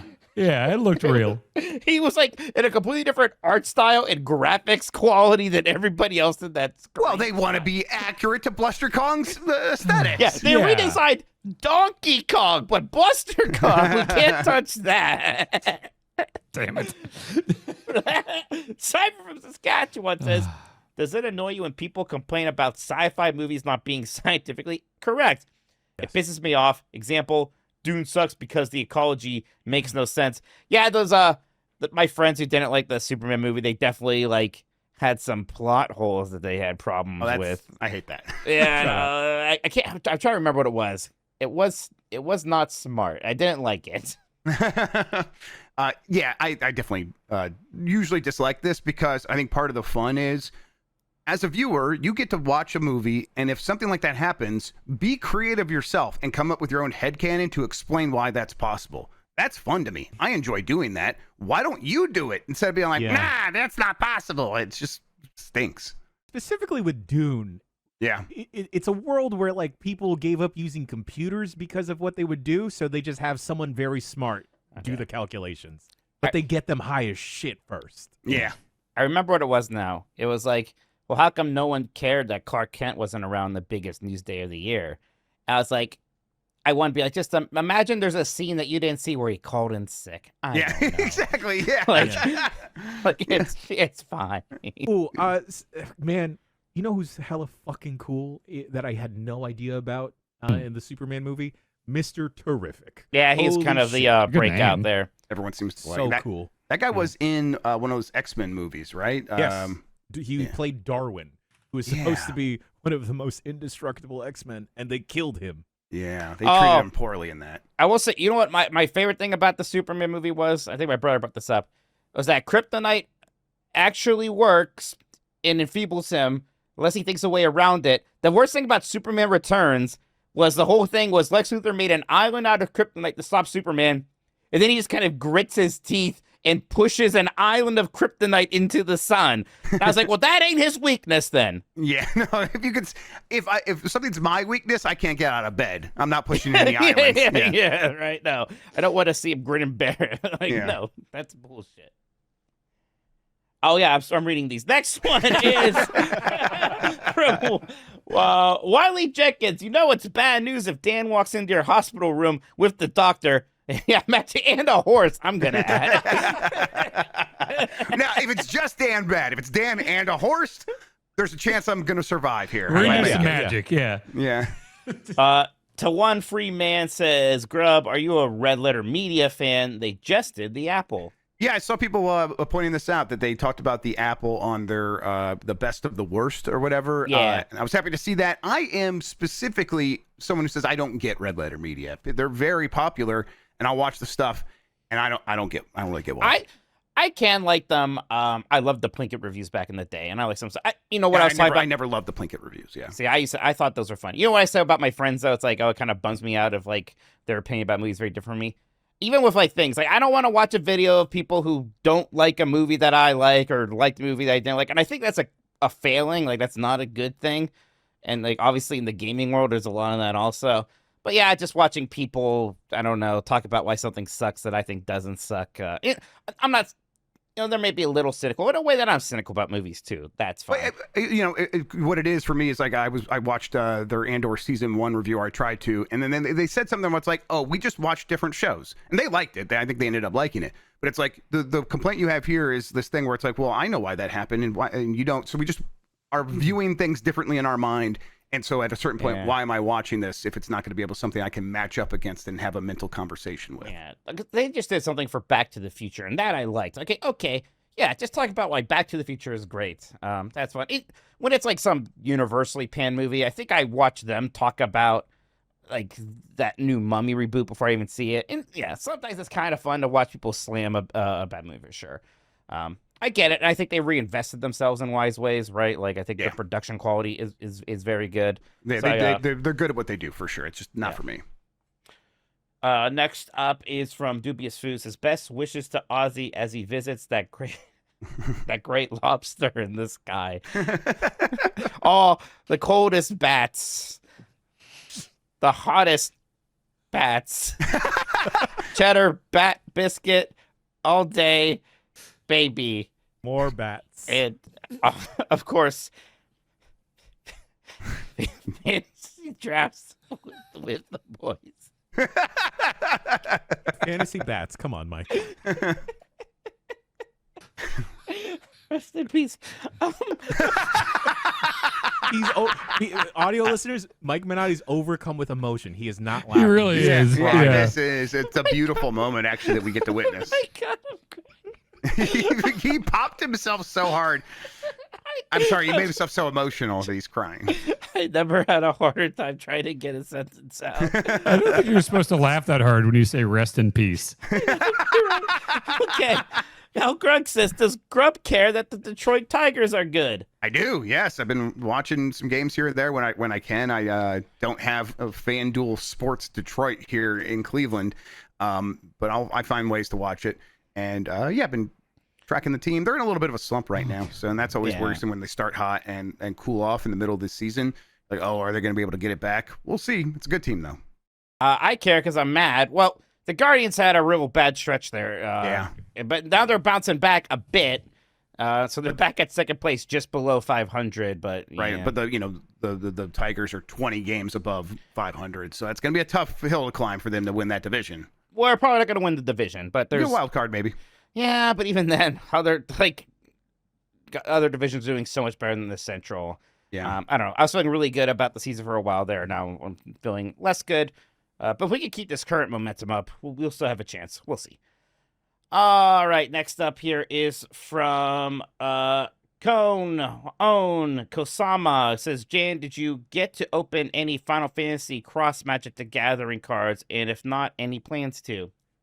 Yes, I got this Moogle's Valor yesterday, and then I opened all of them. I didn't do it on stream. I couldn't wait. I was trying to line up friends to do it with me, and I couldn't make the timing work. But I do want to play, like, Shoot Magic. Hey, if you play Magic in San Francisco, get at me. I don't know where to go because I experience a little bit of social anxiety playing shoot card games with someone. I guess I could just go to Rory's house. There you go. I just remember I have these commander decks I haven't opened yet. And apparently they each have like a good one of the special packs or something special in them. Can I open one? Can I open a pack, guys? Rip it. Say no. Yeah, we're not going to stop you. Go for it, bud. Let it rip, Okay. baby. Come on, where's the good stuff? I was told there was something good in here. What the fuck? I don't see anything special. I mean, here's the cards. That's good. Is it in here? I mean, there's a cool card. That's a cool card. I don't know. Now I'm confused. I don't know what else I'm supposed to find in here. Never mind. Ignore me. Oh, that is cool, though. I do like Y'shtola. Shout out to Y'shtola. That's a cat lady, but like a minor cat to lady. save this podcast? Anything? End it. The Kofi leader of the month is a 3-way tie right now. Oh. We have a little over a week left in the month, so I right bet there's now going to be a dark horse that comes out of nowhere. And it could be Cody G, Drumkid 92, and Jag are tied. So if we get one of them pulling ahead or someone else, you will get to choose the pre-stream and break image for the month of August. So What do we do if it is a tie at the end, Dan? I guess 3 images, Oh, okay. Yeah, you're but probably right, yeah. but somebody can hop in and take it. So Folks have been emailing or messaging me about Spell Table and playing Magic that way. Might explore means to do that. What's with in here? friends of the website. I found something. I found it. Oh, God, there is something cool in here. A collectible booster. Whoa, shit. what's going on with Mike today? He's on one. I don't know. I'm like a little bit worried. He was weird that time last week, but he just had a camera up his ass, so I kind of like chalked it up to that. Maybe that permanently ruined him. Let's see what I Or got. improved him. I don't They know. I'm leave liking something it. up there? They left Okay. something in there. Well, He's I got, not even on this podcast anymore. No. That's kind of shitty. Like, look, like this is the deck But- that comes with that Y'shtola card, and then I also got that Y'shtola card. Great. Oh, buddy, I'm so sorry. Well, I got Jan, this please too. save us. Jan, you I got gotta end the show. Siegfried, the famed swordman. Siegfried. Just mute him. All right, folks. Mike, is that it for Super Chats? yeah. You could have told me that a long time ago, and then it would have taken the show back. I got 2 more of these if you want me to open them. Cut the Oh, mic, Jan, cut the mic, go. cut the mic, cut the mic. What do we got going on the rest of this week, boys? Game S mornings popping off. Yeah, and real quick, I'm gonna stream a game that I'm gonna start this week, and we'll try to play for at least the next couple of weeks. And I have a pull up in Premium General in the Discord. What should I play through on the site? Everything or nothing. Well, I'm gonna be playing that. Don't worry about that. But on this, the options are Skies of Arcadia, Chrono Trigger, or Panzer Dragoon Saga. Oh my! And it's pretty close. Although Skies has a pretty early lead. I'd be open to all of those. Don't vote for Panzer Dragoon Saga. I have a shoot copy. I'll play it someday instead. Or Panzer Dragoon Saga or Chrono Trigger. But I lean towards Panzer Dragoon. So if you guys want to do that, we'll see. Also, aren't we? We're updating the Friday UPF plans, right? Are we calling an audible? We had something on the schedule that we have changed. Yeah, we're gonna do Mario Party. Yeah, come on. Well, Dan burst back into work and was like, "We're doing this," and I guess we're gonna do it. Yeah. I may give a hot tag to someone else that is well versed in Mario Party, and I'll let you could folks at try home. to make that happen, and it'll probably be me, Dan, Not a and foil Mike. to me, is it? No, Perhaps. don't worry about that. You know, I'll just like that She game. is excited. Oh, I think it's Bailey. Fuck. Ding, ding, ding, ding, ding, ding. All right. God. Tomorrow, gang. Not only does Pimp My Record continue. What are you doing, Mike? Put it away. Put it away. We're not done with the Just podcast. Why does he have a music. whistle? What is it? What is wrong with him? It's just a little. It's soft. You will barely notice. Keep going. It's soft. You won't be able to notice. Tomorrow, Pimp My Record continues. I'm noticing a lot. Yeah. As well as the Rocket League Dib Invitational tomorrow. Oh yeah, the Dib Invitational. You guys should tune in for this. Dib is going to go 1v1 against all of us. And if he manages to beat Dan, Dib is going to design a shirt that Dan has to wear for a determined amount of days. Did I agree to this? I thought it was if you ran the table. Nope. Well, okay, maybe if he runs the table. No, I don't want it to be on me that, like, if I don't try hard, Dan has to do something He's stupid. going to kick my ass, but the odds of one of us beating him are there, and I think he has to run the table for him to get a prize. You got to teach these kids. I think if he beats you, he should get it, and we'll just make you. I say if he runs the table. We can put it up to an owner vote and see what we think. What the fuck is Mike doing? I Voicemail, hate it. I don't like truck. any of this. And then Friday, Game S Mornings. And then we've called an audible in UPF, and we're going to do the new Switch 2 Mario Party stuff. Oh, boy. Did they switch, like, the caffeine that they put in your drinks, Mike? Like, what is going on here? Are you on new drugs? No, actually, this should be completely normal right now. Should God, be. man, I woke up on Monday not feeling great, and I don't know what I'm feeling now. But folks, thank you so much for a wonderful time. I hope you've enjoyed this podcast somehow. And I if this is your swear, first- if they put me under for this fucking tooth thing and I come to and it's Mike with a whistle doing Lord of the Rings shit, I'm What gonna if be the pissed What off. if the horse is there? What if the horse I'm is fine there? with the Riding on the horse. horse. I'm fine with the horse. I'd be thrilled. A duet with folks- the horse playing a keyboard, yeah. Thank you so much if you've been listening for all 900. Really, it's more than 900 episodes, but 900 plus episodes of the Giant Bombcast, or whether you've been a recent listener or a lapsed listener, I appreciate and I love you. We love you. We We love, love you. you. I love nothing. Okay, that does it. We'll see you next week for another episode of the Giant Bombcast. Oh, next week is going to be a little bit funky because a lot of us are gone. It's So- just me and Backlar. We're scared. I'll be here Oh. Monday. In fact, Jen, you're not going to be here, right? No. Now we won't start Riven, but Jeff, maybe me and you can look at Pissed on Oh, Monday. okay. Yeah, I would love to look at Pissed with you. We'll get Pissed. I believe I'm sharing a hotel room with one Mike Minotti. Yeah. It's so. I'll bring my tin whistle. I swear to God, it's going up your ass if you do. Whoa, damn! All right. Jeez. Okay. This is why you didn't want separate rooms. It's not to save money. It's for other reasons. Folks, he was Jeff. He's Jeff. He is dead. He's been Mike. I've been Jan. Shouts out to you at home. Thank you for listening. We'll see you next week for another lovely episode of the Giant Bombcast. Goodbye. Wow. Ooh. top it.